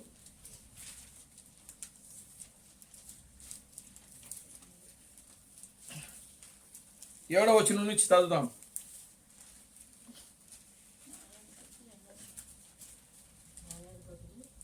తొమ్మిదవ అధ్యాయము, న్యాయాధిపతులు 9వ అధ్యాయము 7వ వచనం నుంచి. అది ఆ యోతామునకు తెలియబడినప్పుడు అతడు పోయి ఆ కొండ కప్పున నిలిచి ఎలుగెత్తి పిలిచి వారితో ఇట్లా నేను షెకెము యజమానులారా, మీరు నా మాట విని ఎడలా దేవుడు మీ మాట వినును. చెట్లు తమ మీద రాజును ఒకనిని అభిషేకించుకున్న వలనను మనసు కలిగి బయలుదేరిరి. మమ్మను ఏలుమని ఒలివ చెట్టును అడగగా ఒలివ చెట్టు దేవునిని మానవులను దేని వలన నరులను సన్మానించుదురో ఆనా తైలమును ఇయ్యక మాని చెట్ల మీద రాజునై ఉండి ఇటు అటు ఊగుటకు నేను వచ్చేదనా అని వారితో అనే. చూడండి, మొదటి వెళ్ళింది ఎక్కడికి? ఒలివ చెట్టు దగ్గర. ఒలివ చెట్టు దగ్గరికి వెళ్ళి అడిగాయి. ఒలివ చెట్టు ఏమంటుంది? దేవునిని మానవులను సన్మానించు తైలముని ఇయ్యక మానేసి చెట్ల మీద రాజునై ఉండి అటు ఇటు తిరుగుతూ ఊగుతూ ఉండాలా? నేను ఉన్నానని చెప్పేస్తాను. దేవుని స్తోత్రం కలుగును గాక. హల్లెలూయా. ఏం చేస్తుంది? తైలము అది రాజులను అభిషేకించుంది. అభిషేకించే తైలం అది నరులను ఏం చేస్తుందంట? సన్మానిస్తుందంట. అది దేవునామానికి మహిమ కలుగును గాక. హల్లెలూయా. అటువంటి తైలము దేంట్లో నుంచి వస్తుంది? ఒలీవ చెట్లో నుంచి వస్తుందట. తర్వాత చదవండి మళ్ళా 10వ వచనం. అప్పుడు చెట్లు నీవు వచ్చి మమ్మను ఏలమని అంజూరపు చెట్టును అడగగా అంజూరపు చెట్ల మీద రాజునై ఉండి ఇటు అటు ఊగుటకు నా మాధుర్యమును నా మంచి ఫలములను నేను ఇయ్యక మానుదునా అనితో వారితో నేను. చూడండి, ఇప్పుడు రెండో చెట్టు దగ్గరికి వెళ్ళినాయి. రెండో చెట్టు ఏమిటి? అంజూరపు చెట్టు. అంజూరపు చెట్టు దగ్గరికి వెళితే అంజూరపు చెట్టు ఏమంటుందంటే, ఓ ఇదిగో మీ మీద రాజునై ఉండి నా మాధుర్యమును జనులకి ఇవ్వకుండా మానేసి అటు ఇటు ఊగుదునా తిరుగుదునా అని చెప్పి అంజూరపు చెట్టు నేను ఉండనని చెప్పేస్తాం. దేవుని స్తోత్రం కలుగును గాక. హల్లెలూయా. తర్వాత మళ్ళీ మూడో చెట్టు దగ్గరికి వెళ్తాం. తర్వాత చదవండి. అటు తర్వాత చెట్లు నీవు వచ్చి మమ్మను ఏలుమని ద్రాక్షావళిని అడుగగా ద్రాక్షావళి దేవునిని మానవులను సంతోషపెట్టు నా ద్రాక్షారసమును ఇయ్యక మాని చెట్ల మీద రాజునై ఉండి ఇటు అటు ఊగుటకు నేను వచ్చేదనా అని వారితో చెప్పాను. చూడండి, మూడో చెట్టు ఏ చెట్టు? ద్రాక్ష చెట్టు. ఈ ద్రాక్ష చెట్టు దగ్గరికి వెళ్ళి, ఓ ద్రాక్ష చెట్ట మా మీద నువ్వు రాజుగా ఉండి మమ్మల్ని ఏలు అని అడిగితే ఆ ద్రాక్ష చెట్టు ఏమంటుందంటే, ఇదిగో మానవులను దేవునిని సంతోషపెట్టు నా ద్రాక్షారసమును ఇయ్యక మానేసి మీ మీద రాజుగా ఉండి అటు ఇటు ఊగుతూ తిరుగుతూ ఉండమంటారా అని చెప్పి ఆ ద్రాక్ష చెట్టు కూడా విసర్జించేసింది. నేను మీ మీద రాజుగా ఉండనని చెప్తున్నాను. దేవునికి స్తోత్రం కలుగును గాక. హల్లెలూయా. ఇప్పుడు చూడండి, ఇక్కడ ద్రాక్ష చెట్టు. ఈ ద్రాక్ష చెట్టు ఎవరికి సూచనగా ఉందంటే దేవునికి సూచనగా ఉంది, యేసుక్రీస్తుకు సూచనగా ఉంది. నేను నిజమైన ద్రాక్షవల్లిని అని వాక్యంలో రాయబడింది. అంటే ఆయన ఒప్పుకోవట్లా నేను రాసుగా ఉండడానికి. దేవునామానికి మహిమ కలుగును గాక. హల్లెలూయా. అర్థమవుతుందండి? ఇప్పుడు చూడండి, తర్వాత మళ్ళా చదవండి. అప్పుడు చెట్లన్నీ నీవు వచ్చి మమ్మల్ని ఏలుమని ముండ్ల పొద యొద్ద మనవి చేయగా ముండ్ల పొద మీరు నిజముగా నన్ను మీ మీద రాజుగా ఉండుటకు నియమించగోరిన ఎడల రండి, నా నీడను ఆశ్రయించుడి, లేదా అగ్ని నాలో నుండి బయలు వెళ్ళి లెబానోను దేవదారు చెట్లను కాల్చివేయనని చెట్లతో చెప్పాను. ఇప్పుడు చూడండి, చెట్లన్నీ మళ్ళీ ఏ చెట్టు దగ్గరికి వెళ్ళాయంట? ముండ్ల చెట్టు దగ్గరికి. ఆ ముండ్ల చెట్టే క్రీస్తు తామస్సు. దేవునికి స్తోత్రం కలుగును గాక. హల్లెలూయా. ఇప్పుడు ముండ్ల చెట్టు దగ్గరికి వెళ్తే అడిగాయి, ఓ ముండ్ల చెట్ట ఇదిగో మా మీద రాజుగా ఉండి నువ్వు మమ్మల్ని ఏలు అని అడిగితే ముళ్ళ చెట్టు ఏమంటుందో తెలుసా? దానికి డౌట్ వచ్చింది. నిజంగా మీరు, మళ్ళా చదవండి ఆ వాక్యాన్ని, మీరు నిజముగా నన్ను మీ మీద రాజుగా నియమించగొనగోరుచున్నారా? ఆగండి, దేవునికి స్తోత్రం చెప్పండి. హల్లెలూయా. ముళ్ళ చెట్టు ఏమంటుందో తెలుసా? నిజముగా మీరు నన్ను మీ మీద రాజుగా ఉండుటకు అంగీకరిస్తున్నారా? చూసారా? అంటే ముళ్ళ చెట్టుకి డౌట్. ఎందుకని? ఆ చెట్టు ముళ్ళ చెట్టు కాబట్టి. ఎవరు కూడా ముళ్ళ చెట్టును రాజుగా ఉండుటకు ఇష్టపడరు. ఎవరు ముళ్ళ చెట్టును ఆశ్రయించరు. ఎవరు కూడా ముళ్ళ చెట్టు కింద, ఆ ముళ్ళ చెట్టు కింద ఎవరైనా సరే ఆశ్రయిస్తారా? ఇప్పుడు వర్షం పడుతుంది అనుకోండి, వర్షం పడేటప్పుడు ప్రియులారా ఎవరైనా సరే ముళ్ళ చెట్టు దగ్గరికి వెళ్ళి దాన్ని ఆశ్రయిస్తారా? చూడండి, దాన్ని ఆశ్రయించరు ఎవరు కూడా. ఎందుకు అంటే ప్రియులారా గమనించండి, అది ఒక గుబురుగా ఉంటుంది ఇట్లాగా. రెండవది మనం గమనించినప్పుడు అది దాన్ని ఆశ్రయించడానికి అసలు కుదరదు. దేవునికి స్తోత్రం కలుగును గాక. హల్లెలూయా. ఎందుకని? ముళ్ళు ఉంటాయి దానికి. ఆ చెట్టు అంతా కూడా ఏముంటుంది? ముళ్ళు ఉంటాయి. దేవునామానికి మహిమ కలుగును గాక. హల్లెలూయా. అది అటు ఇటు కూడా ఊగుతున్నప్పుడు ఆ ముళ్ళు దానికి దాన్ని ఆశ్రయించిన వాళ్ళకి ఏం చేస్తుంది? గుచ్చుకుంటా ఉంటది. కనుక ఏ మనుషుడు కూడా దానిని రాజుగా ఉండుటకు ఇష్టపడడు. దేవునికి స్తోత్రం కలుగును గాక. హల్లెలూయా.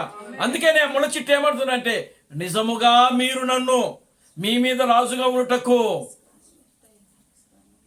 కోరుకుంటున్నారా? నిజముగా ఉండుటకు. దేవునికి స్తోత్రం కలుగును గాక. హల్లెలూయా. గనుక ప్రియులారా గమనించండి, ఇప్పుడు అక్కడ క్రీస్తు అక్కడ ఆ యొక్క ముళ్ళ చెట్టును మనం గమనించినప్పుడు ప్రియులారా, ఆ ముళ్ళ చెట్టు నిజముగా మీరు నన్ను కోరుకుంటున్నారా? ఒకవేళ నిజముగా మీరు నన్ను కోరుకుంటే వచ్చిన నీడను మీరు ఆశ్రయించండి, లేకపోతే అగ్ని నాలో నుండి బయలు వెళ్ళి లెబానోను దేవదారు వృక్షములను కాల్చివేయుదును. దేవునికి స్తోత్రం కలుగును గాక. హల్లెలూయా. కనుక ఇప్పుడు ముండ్ల చెట్టు, ఆ ముళ్ళ చెట్టే క్రీస్తు తామస్సు. ఆ యొక్క నల్లతుమ్మ కర్ర చెట్టే ఆ ముళ్ళ చెట్టే. దేవునామానికి మహిమ కలుగును గాక. హల్లెలూయా. అయితే ముళ్ళ చెట్టు ఏం చేయబడింది? ఇక్కడ సరి చేయబడింది. ముళ్ళ చెట్టు ఏమైంది? సరి చేయబడింది. దేవునామానికి మహిమ కలుగును గాక. హల్లెలూయా. ఇప్పుడు ఈ ప్రపంచానికి రాజు ఎవరు? ముళ్ళ చెట్టు అయిన క్రీస్తు తామస్సు, నల్ల తుమ్మ కర్ర అయినటువంటి క్రీస్తు తామస్సు. దేవునామానికి మహిమ కలుగును గాక. హల్లెలూయా. ఆయనలోనే క్రీస్తు బ్రహ్మముని పరిపాలన చేయబోతున్నాడు. 1000 ఏళ్ల పరిపాలన. దేవునామానికి మహిమ కలుగును గాక. హల్లెలూయా. చూడండి ప్రియులారా, దేవుని యొక్క సింహాసనమే ఆయన. Glory to God. హల్లెలూయా. దేవుని యొక్క సింహాసనం ఆయన. మానవుడే దేవుని యొక్క సింహాసనమై ఉన్నాడు. చూడండి, పౌలు అంటున్నాడు కదా, కొరింథీయులకు రాసిన పత్రికలో అంటున్నాడు ఆయన. దేవునామానికి మహిమ కలుగును గాక. హల్లెలూయా. మీ హృదయము దేవుని ఆలయమై ఉన్నదని మీరెరుగరా? దేవుడు మీలో నివసిస్తున్నాడని మీరు ఎరుగరా? దేవునామానికి మహిమ కలుగునుగాక. హల్లెలూయా.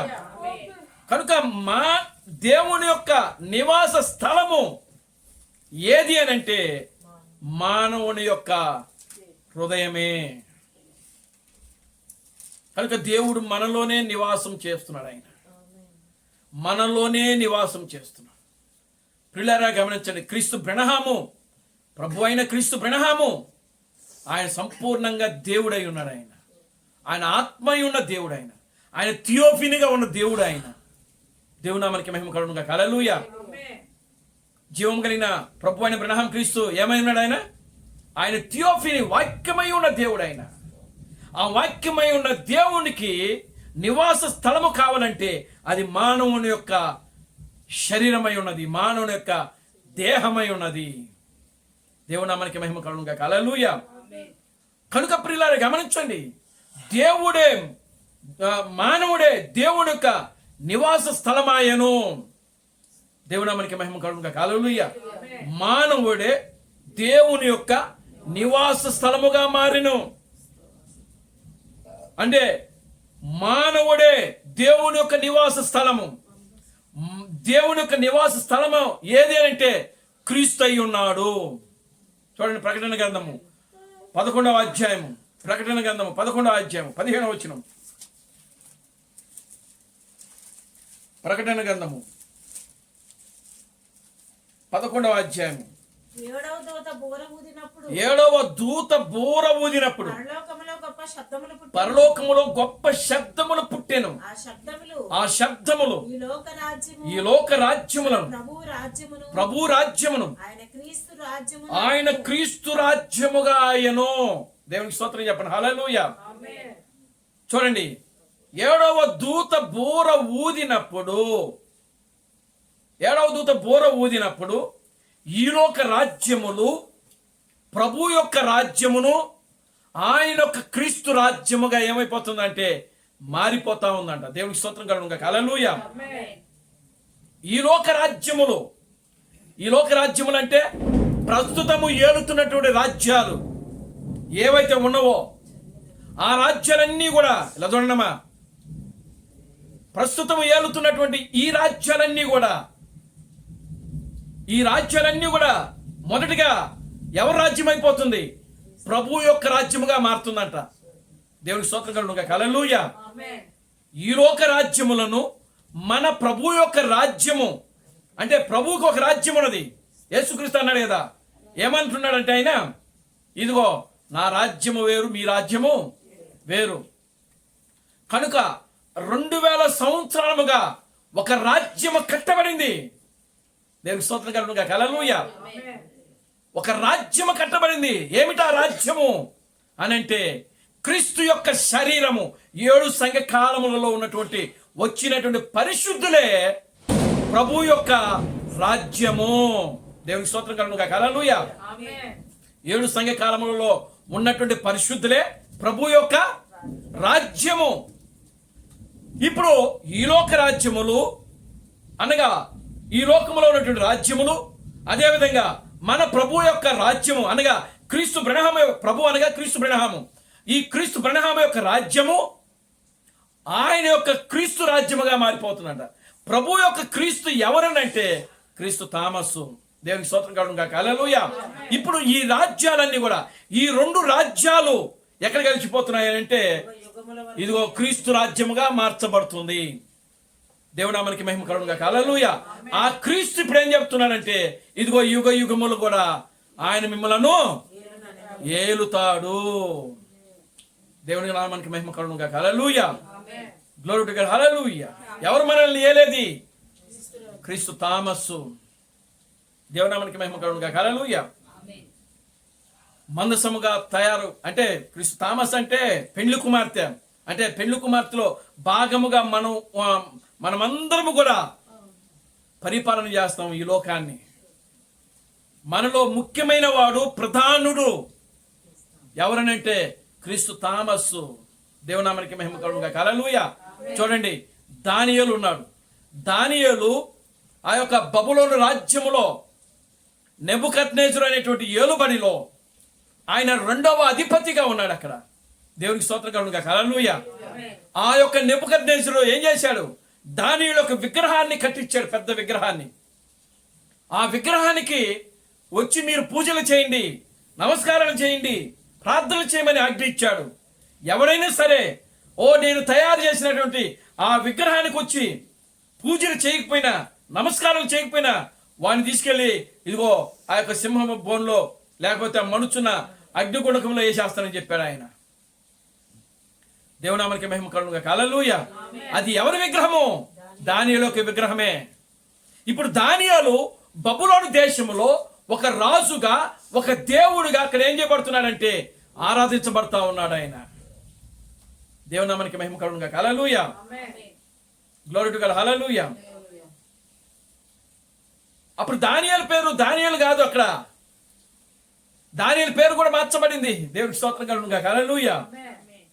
కనుక ఇప్పుడు చూడండి ప్రియులారా, దేవుని యొక్క మందసమైనటువంటి నిజమైనటువంటి గొర్రెపిల్ల యొక్క భార్య ప్రియులారా, వధువుగా ఉన్నటువంటి మనలో జ్యేష్ఠుడైనటువంటి క్రీస్తు థామస్కు దేవుడు పూర్తి అధికారాన్ని ఇచ్చేస్తున్నాడు. దేవునామానికి మహిమ కలుగును గాక. హల్లెలూయా. ముళ్ళ చెట్టు, తుమ్మ చెట్టు, మీరందరూ వచ్చి ఇదిగో ముళ్ళ చెట్టును నిజంగా మీరు నన్ను రాజుగా ఉండడానికి ఇష్టపడుతున్నారా? దేవునామానికి మహిమ కలుగును గాక. హల్లెలూయా. ఒకవేళ నిజంగా మీరు వచ్చి రాజుగా మీరు నన్ను కోరుకుంటే వచ్చి ఇదిగో నా కింద మీరు ఆశ్రయము పొందండి, లేకపోతే నేను ఇదిగో అగ్నితో మిమ్మల్ని దహించేస్తా. దేవునికి స్తోత్రం కలుగును గాక. హల్లెలూయా. అగ్నితో ఏం చేస్తాడంట? ఆయన దహించి వేసేస్తాడంట. దేవునామానికి మహిమ కలుగును గాక. హల్లెలూయా. కనుక ప్రియులారా గమనించండి, దేవుడు అక్కడ మొదలుపెట్టినటువంటి ఆ మందసమును ప్రియులారా ఈ చివరి దినాల్లో దాని నిరూపణ ఆయన ఏం చేస్తున్నాడంటే చేస్తూ వస్తా ఉన్నాడు. ప్రత్యక్ష గుడారంలో అతి పరిశుద్ధ స్థలములో మందస్సం ఉంటుంది. ఆ మందస్సములో నీవు నేను కూడా లోపల, ఆ మందస్సము లోపల నీవు నేను ఉండాలి. దేవునామానికి మహిమ కలుగును గాక. హల్లెలూయా. అదే మందస్సము ప్రియులారా 2000 సంవత్సరాల క్రితము ఇదిగో 7 సంఘకాలాల గుండా ప్రయాణం చేసింది మందసమే. దేవునామానికి మహిమ కలుగును గాక. హల్లెలూయా. ఆ మందసమే ఇదిగో ఆ మందసములోనే పరిశుద్ధాత్మ అగ్ని నాలుకలుగా విభాగింపబడి వాళ్ళల్లో ఏం చేసిందంటే కుమ్మరించబడింది. పెంతుకోస్తు దినమందు యెరూషలేము మేడగదిలో పెంతుకోస్తు దినమందు వారందరూ కూడా 120 మంది అక్కడ కూడుకుని ప్రార్థిస్తుండగా పరిశుద్ధాత్మ అగ్ని నాలుకలుగా విభాగింపబడి వారిలోకి వచ్చింది. దేవుని నామానికి మహిమ కలుగును గాక. హల్లెలూయా. అది ఒక మందసము, దేవుని యొక్క మందసం. అది దేవుడు వారిలో నివాసం చేశాడు. కానీ ఆ సంఘకాలంలో దేవుడు పరిపూర్ణంగా అక్కడ నివాసం చేయలేదు. కానీ ఇప్పుడు దేవుడు మనలో పరిపూర్ణంగా నివాసము చేయబోతున్నాడు. పరిపూర్ణంగా ఆ మందసములో ఏం పెట్టబడ్డాయి అని అంటే శాసనములు గల రాతి పలకలు. ఆ రాతి పలకలే ప్రభు అయిన క్రీస్తు బ్రహ్మము. మన్నా పాత్ర ఉన్నది. ఆ మన్నా పాత్రయే నిజమైనటువంటి వధువు. ఆ యొక్క అహరోను యొక్క చేతికర్ర, ఆ చేతికర్ర మృతులకు సజీవులుగా ఉండుటకు అది సూచనగా ఉన్నది. దేవునామానికి మహిమ కలుగును గాక. హల్లెలూయా. కనుక ప్రియమైన దేవుని బిడ్డలారా, 7వ దూత బూర ఊదినప్పుడు ఈ లోక రాజ్యములను ప్రభు యొక్క రాజ్యమును ఆయన క్రీస్తు రాజ్యముగా మారిపోతుంది. ఈనాడు ఈ ప్రపంచమంతా కూడా క్రీస్తు రాజ్యమే ఏలబోతున్నది. దేవునామానికి మహిమ కలుగును గాక. హల్లెలూయా. ఎవరు ఏలబోతున్నారు? క్రీస్తు ఏలబోతున్నాడు ప్రపంచాన్ని. దేవుడు నియమించినటువంటి మనుషుని చేత ఆయన ఏం చేయబోతున్నాడంటే ఈ లోకానికి తీర్పు తీర్చబోతున్నాడు. దేవుడు నియమించినటువంటి మానవుని చేతనే దేవుడు ఈ ప్రపంచాన్ని ఆయన ఏలబోతున్నాడు. దేవునామానికి మహిమ కలుగును గాక. Hallelujah. Glory to God. Hallelujah. కనుక ప్రియమైన దేవుని బిడ్డలారా, దేవుడు ఎన్నడూ కూడా ఆయన, అందుకనే ఆది కాండము చూడండి, ఒక మాట మనం చదువుతాం. ఆది కాండము 1వ అధ్యాయము 26, 27 వచనాలు మనం చూద్దాం. దేవుడు మన స్వరూపమందు మన స్వరూపమందు పోలిక చొప్పున మన పోలిక చొప్పున నరులను చేయదము.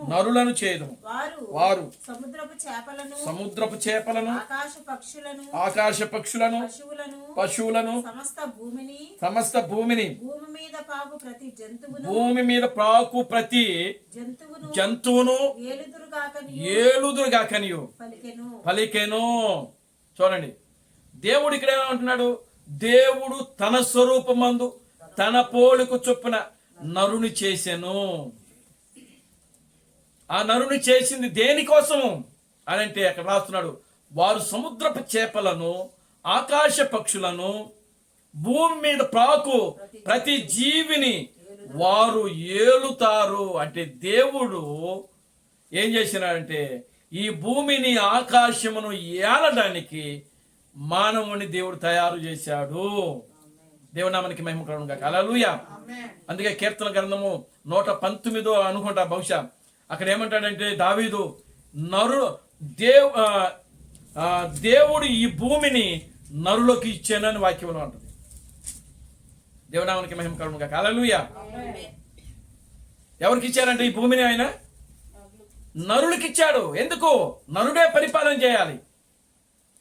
దేవునామానికి మహిమ కలుగును గాక. హల్లెలూయా. గ్రహాలు ఎన్ని ఉన్నాయి? 9 గ్రహాలు ఉన్నాయి. ఈ 9 గ్రహాల్లో ఈ యొక్క భూగ్రహము కూడా ఒకటి, భూమి కూడా ఒక గ్రహమే. అవునా? దేవునామానికి మహిమ కలుగును గాక. హల్లెలూయా. భూమి కూడా ఒక గ్రహమే.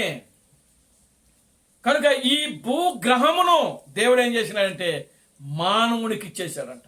దేవునామానికి మహిమ కలుగును గాక. హల్లెలూయా. దేవుడు ఆకాశాన్ని మానవుడికి ఇవ్వలేదు, లేకపోతే ఈ భూమి కింద మరొకటి ఉంది, అది మానవుడికి ఇవ్వలేదు దేవుడు. ఏమండి, మానవుడికి దేవుడు ఇచ్చింది ఏమిటి అని అంటే భూమిని మాత్రమే, చంద్రమండలాన్ని ఇలా.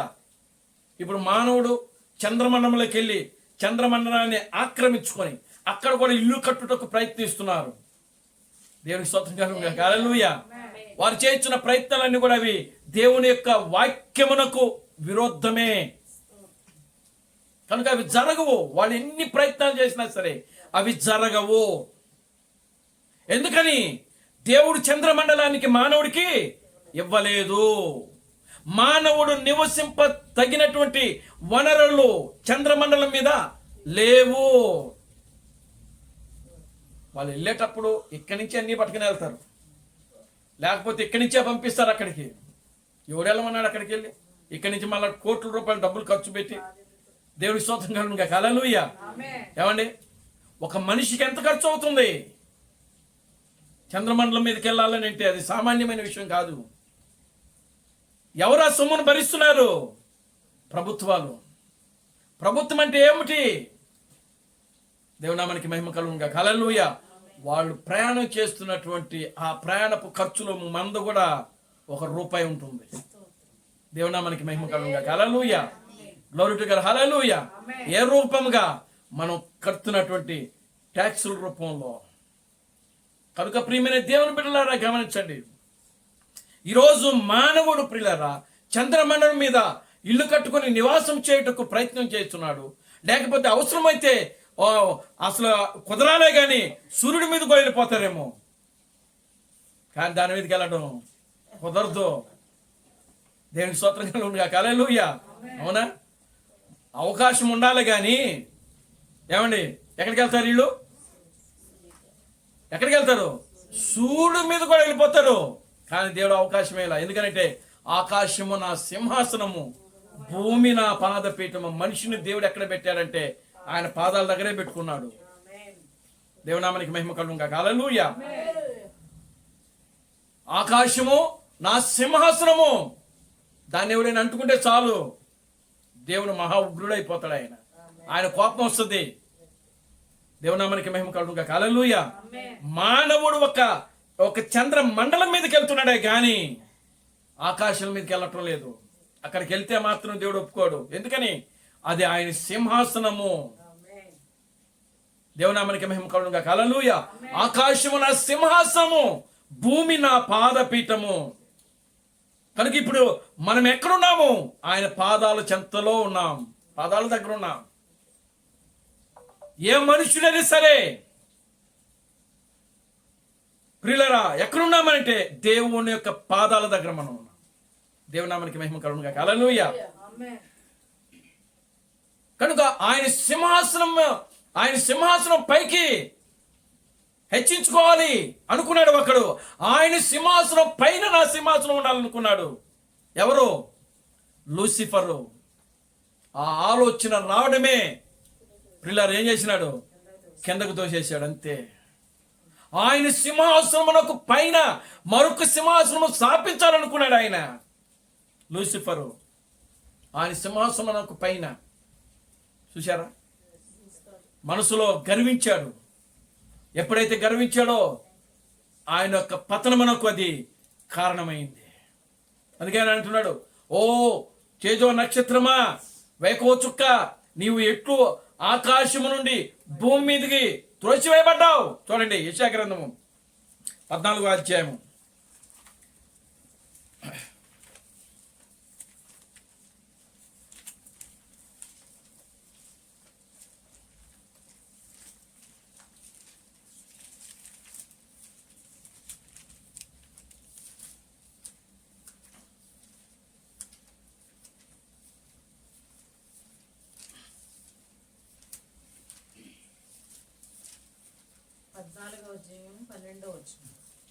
చదవండి. తేజో నక్షత్రమా, తేజో నక్షత్రమా, వేకువ చుక్క, వేకువ చుక్క, నీవు ఎట్లు ఆకాశం నుండి పడితివి, నీవు ఎట్లు ఆకాశము నుండి పడితివి, జనములను పడగొట్టిన నీవు నేలమట్ట వరకు ఎట్లు నరకబడితివి.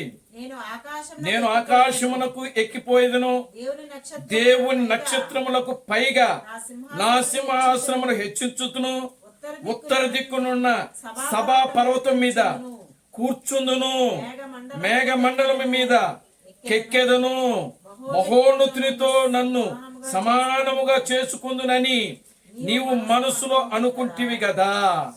నీవు పాతాళమునకు నరకములో ఒక మూలకు త్రోయబడితివే. దేవునికి స్తోత్రం కలుగునుగా. హల్లెలూయా. మానవుడు చూడండి, ఈరోజు దయ్యము ఆ విధంగా ఆలోచన చేసింది. ఎప్పుడు అంటే అది భూమి మీదకి రాక మునుపు. దేవునామానికి మహిమ కలుగునుగా. హల్లెలూయా. అది ఎవరు? అది ఒక కెరూబ్. అది ఒక కెరూబ్. అది ఒక దూత. ఎప్పుడూ కూడా దేవుణ్ణి ఆరాధిస్తున్నప్పుడు ప్రియులారా తన యొక్క 2 రెక్కలు ఇలాగ ఎత్తి ఇలాగూ దించినప్పుడు కొన్ని వందల సప్త స్వరాలు సంగీతముతో అది ఆరాధించేది. క్రీస్తు బ్రహ్మ చెప్తున్నాడు ఆయన. దేవుని నామానికి మహిమ కలుగునుగా. హల్లెలూయా. కనుక అటువంటి సంగీతముతో గణపరిచేటువంటి ఈ కెరూబు, ఈ దూత మనసులో గర్వించిందంట. ఆకాశమునకు నేను ఎక్కిపోయేదును, నక్షత్రములకు పైగా నా సింహాసనమును స్థాపించుదును. ఏమంటుంది ఇక్కడ? ఆకాశమునకు ఎక్కిపోయేదును, దేవుని నక్షత్రములకు పైగా నా సింహాసనమును హెచ్చించుకుందును, ఉత్తర దిక్కునున్న సభా పర్వతం మీద కూర్చును. ఉత్తర దిక్కునున్న సభా పర్వతము. ఈ ఉత్తర దిక్కునున్న సభా పర్వతం ఎవరు అంటే పెండ్లి కుమార్తె. దేవునికి స్తోత్రం కలుగునుగా. హల్లెలూయా. ఈ పెండ్లి కుమార్తెను అదేం చేయాలి? ఆ ఉత్తర దిక్కున్న సభా పర్వతం మీద కూర్చును అంటే పెళ్లి కుమార్తె మీద కూర్చొని ఏలాలనుకుంటుంది. దేవునికి స్తోత్రం కలుగునుగా. హల్లెలూయా. అంతేకాదు మేఘ మండలం మీదకి ఎక్కిపోదును, మహోన్నతునితో నన్ను సమానముగా చేసుకుందును. అంటే దేవునితో నేను సమానముగా అని చెప్పి మనసులో అనుకున్నాను. దేవుడు ఎప్పుడైతే దాని మనసును గ్రహించాడో వెంటనే ప్రియులారా దాన్ని ఎక్కడికి దోశాడంటే ఆయన పాతాళమునకు నరకములో ఒక మూలను దోసేశాడంట. దేవునికి స్తోత్రం కలుగునుగా. హల్లెలూయా. అంటే నరకంలో ఒక మూల అంటే చీకటి కొట్టు. దేవునామానికి మహిమ కలుగునుగా. హల్లెలూయా. ఇప్పుడు మేము గొప్ప, మేము గొప్ప, మేము గొప్ప అనుకునే వాళ్ళందరూ కూడా దాని యొక్క అనుచరులే. వాళ్ళందరూ కూడా ఎక్కడికి పోతారు? చీకటి కొట్లోకే తోయబడతారు. అపవాదియు వాని యొక్క అనుచరు ప్రకటన గ్రంథంలో ఉంటుంది, మీరు తర్వాత చదువుకోండి. ప్రకటన గ్రంథంలో ఉంటుంది. అపవాదియు వాని యొక్క అనుచరులందరినీ ఎక్కడికి తోస్తున్నాడంటే ఆయన చీకటి కొట్లోకి తోసేస్తున్నాడు. ఒక గది ఉంది, నరకం ఒక మూల ఉంది. ఆ మూలకి, ఆ చీకటి గదిలోకి ఏం చేస్తున్నాడు? వీళ్ళందరినీ ఆయన త్రోసేస్తున్నాడు. దేవునికి స్తోత్రం కలుగును గాక. హల్లెలూయా. కనుక ప్రియమైన దేవుని బిడ్డలారా, నిజమైన మందసము మనమే. మనలో ప్రధానుడు, ఆ జ్యేష్ఠుడు క్రీస్తు థామస్ అయి ఉన్నాడు. దేవునామానికి మహిమ కలుగును గాక. హల్లెలూయా. కనుక ప్రియమైన దేవుని బిడ్డలారా, ఉత్తర దిక్కునున్న సభా పర్వతము దేవుని చిత్తమైతే మనం దాని గురించి ధ్యానం చేద్దాం మరొకసారి. దేవునామానికి మహిమ కలుగును గాక. హల్లెలూయా. ఉత్తర దిక్కునున్న సభా పర్వతం, దేవుడు చాలా సభా పర్వతాలు పెట్టాడు. దేవునామానికి మహిమ కలుగును గాక. హల్లెలూయా. మోషేతో ఒక సభా పర్వతం జరిగింది. ఆమేన్. హల్లెలూయా. ఎక్కడ జరిగింది అది అని అంటే సీనాయి పర్వతం మీద జరిగింది. ఆ సీనాయి పర్వతం ఎక్కడ ఉన్నది? ఉత్తర దిక్కున ఉన్నది. ఇట్లా మనం చూద్దాం. దేవునామానికి మహిమ కలుగును గాక. హల్లెలూయా. ఉత్తర దిక్కునున్న సభా పర్వతం. కనుక ప్రియమైన దేవుని బిడ్డలారా, దేవుడు గొప్పవాడు. ఆయన మానవుణ్ణి ఎన్నుకుంటున్నాడు, మనల్ని ఎన్నుకుంటున్నాడు. మనల్ని ఎన్నుకొని ఆయన యొక్క స్థానాన్ని మనకిస్తున్నాడు. ఆయన దేవునామానికి మహిమ కలుగును గాక. హల్లెలూయా. కనుక దేవుడు నియమించిన మనుషుని చేత దేవుడు ఈ లోకమునకు తీర్పించబోతున్నాడు. ఆయన ఆ మనుషుడే క్రీస్తు థామసు. ఆమేన్. హల్లెలూయా. దేవుడు తీర్పు తీర్చడండి. ఎందుకంటే ఆయనలో పాపం లేనివాడు, ఆయనలో ఏ పాపం లేనటువంటి వ్యక్తి పాపికి తీర్పు తీర్చడు. దేవునామానికి మహిమ కలుగును గాక. హల్లెలూయా. ఎందుకు తీర్పు తీర్చడు అని అంటే, ప్రియులారా, మానవుడు ఐకిక విచారాల చేత ఏదో ఒక తప్పు చేస్తూనే ఉంటాడు. కనుక తప్పు చేయడానికి అనుమతి ఇవ్వబడింది. కానీ ఆ తప్పును ఒప్పుకొని విడిచిపెట్టినప్పుడు ఆ వ్యక్తి ఏమవుతున్నాడంటే తీర్పు తీర్చడానికి అర్హత కలిగి ఉంటున్నాడు. అందుకనే యేసుక్రీస్తు అన్నాడు, మీరు ఈ లోకమునకు తీర్పు తీర్చువారై ఉన్నారని శిష్యులతో అంటున్నాడు ఆయన. అదే శిష్యులు మనకు తీర్పు తీర్చరు, కానీ వాళ్ళు యూదులకు తీర్పు తీస్తారు. ఎందుకని? వాళ్ళు యూదులు కాబట్టి. మనకు సంబంధం లేదు. మనము మాత్రము అన్ని ప్రపంచానికి తీర్పు తీరుస్తాం. మనం ఎందుకు తీర్పు తీస్తున్నాం అంటే, మనమే ఈ లోకానికి క్రీస్తులుగా దేవుళ్ళుగా ఉంటున్నాము కాబట్టి. దేవునామానికి మహిమ కలుగును గాక. హల్లెలూయా. కనుక ప్రియమైన దేవుని బిడ్డలారా, దేవుని యొక్క వాక్యాన్ని మనం గ్రహిద్దాం. ఓ క్రీస్తు థామస్సు ఆయనే నిజమైనటువంటి మందసమై ఉన్నాడు. ఆయనే ప్రియులారా దేవుడు ఎన్నుకున్నటువంటి మనుష్యుడై ఉన్నాడు. ఆయన ద్వారానే ఈ ప్రపంచానికి ఇదిగో తీర్పు తీర్చబోతున్నాడు. దేవుడు ఎన్నుకున్న మనుష్యుడు, దేవుని నివాస స్థలము, దేవుని నిజమైనటువంటి మందసము, దేవుని నిజమైనటువంటి ఆ యొక్క బెసలేలుగా ఉండి ప్రియులారా మనతో ఆయన నిత్యము కూడా పని చేస్తూనే ఉన్నాడు. ప్రార్థన చేసుకుందాం. దయచేసి అందరూ కూడా లేచి నిలబడండి, ప్రార్థన చేద్దాం. అందరూ కూడా లేచి నిలబడదాం, ప్రార్థన చేద్దాం. ఓ మమ్మల్ని మిక్కిలిగా ప్రేమించిన మా మంచి తండ్రి, జీవం గల దేవుడా, జీవాధిపతి, నిన్న నేడు నిరంతరము ఒకటే రీతిగా ఉన్న మా పరమ తండ్రి, ప్రభువైన మరణం క్రీస్తు నీ పవిత్రమైన పాదాలకు వందనాలు, స్తుతులు, స్తోత్రములు నాయన. ఓ నిశ్చయముగా ఆ మందసము ఏమై ఉన్నదో ప్రభువా, ఓ దాని యొక్క ప్రత్యక్షతను సంపూర్ణంగా మీరు మాకు అనుగ్రహించారు.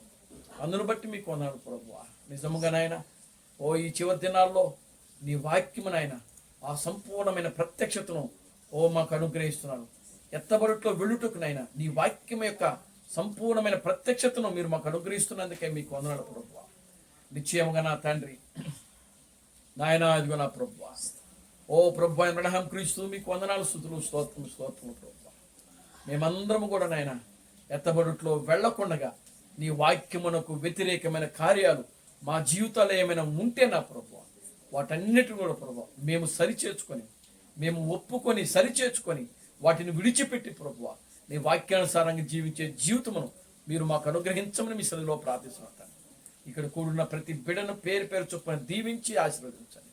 ఆయన ఈ రాత్రి కాలపు దీవులతో నింపండి. అన్ని విషయాల్లో నీ కృపను దాయిచ్చి సమస్త ఘనత మహిమను మీకు తెచ్చు. జీవం కలిగిన నా ప్రభు అయిన బ్రహ్మ క్రీస్తు అనే సర్వశక్తి కలిగిన నామలో ప్రార్థించి స్తుతించి వేడుకొనుచున్నాము. ఆమేన్. అందరూ కూడా రెండు చేతుల పైకెత్తి కోరస్ పాడుకుందాం. Christ Branham never fails, Christ Branham never fails, Christ Branham never fails in me. Hallelujah, hallelujah. Christ Branham never fails in me. He's coming very soon. He's coming very soon. He's coming very soon in thee. Hallelujah, hallelujah. He's coming very soon in thee. నా ప్రాణమా ప్రభువు స్తుతించుము, నా అంతరము సమస్తమైన పరిశుద్ధనామమును స్తుతించుము. నా ప్రాణమా ప్రభువు స్తుతించుము. క్రీస్తు బ్రహ్మ చేసిన ఉపకారములలో దేనిని మరొకము. ఆమేన్, ఆమేన్. రాజులకు రాజుగా, ప్రభువులకు ప్రభుగా, పెండ్లి కుమారుడుగా తెర మీద ప్రత్యక్షము కానున్న ప్రభు అయిన బ్రహ్మ క్రీస్తు యొక్క కృపా సమాధానము ఇక్కడ కూడిన ప్రతి బిడ్డకును ఈ ప్రపంచంలో 7వ దూత థామస్ గారిని క్రీస్తుగా అంగీకరించి క్రీస్తు బ్రహ్మే దేవుడు, క్రీస్తు బ్రహ్మే రాజులకు రాజు, క్రీస్తు బ్రహ్మే ప్రభువులకు ప్రభు అని నమ్మి విశ్వసించి ఆరాధిస్తున్న ప్రతి బిడ్డకును ఇప్పుడును సదాకాలము తోడైన నడిపించును గాక. ఆమేన్, ఆమేన్, ఆమేన్. అందరికీ వందనాలు. ప్రభు మిమ్మల్ని దీవించి ఆశీర్వదించును గాక. ఆమేన్.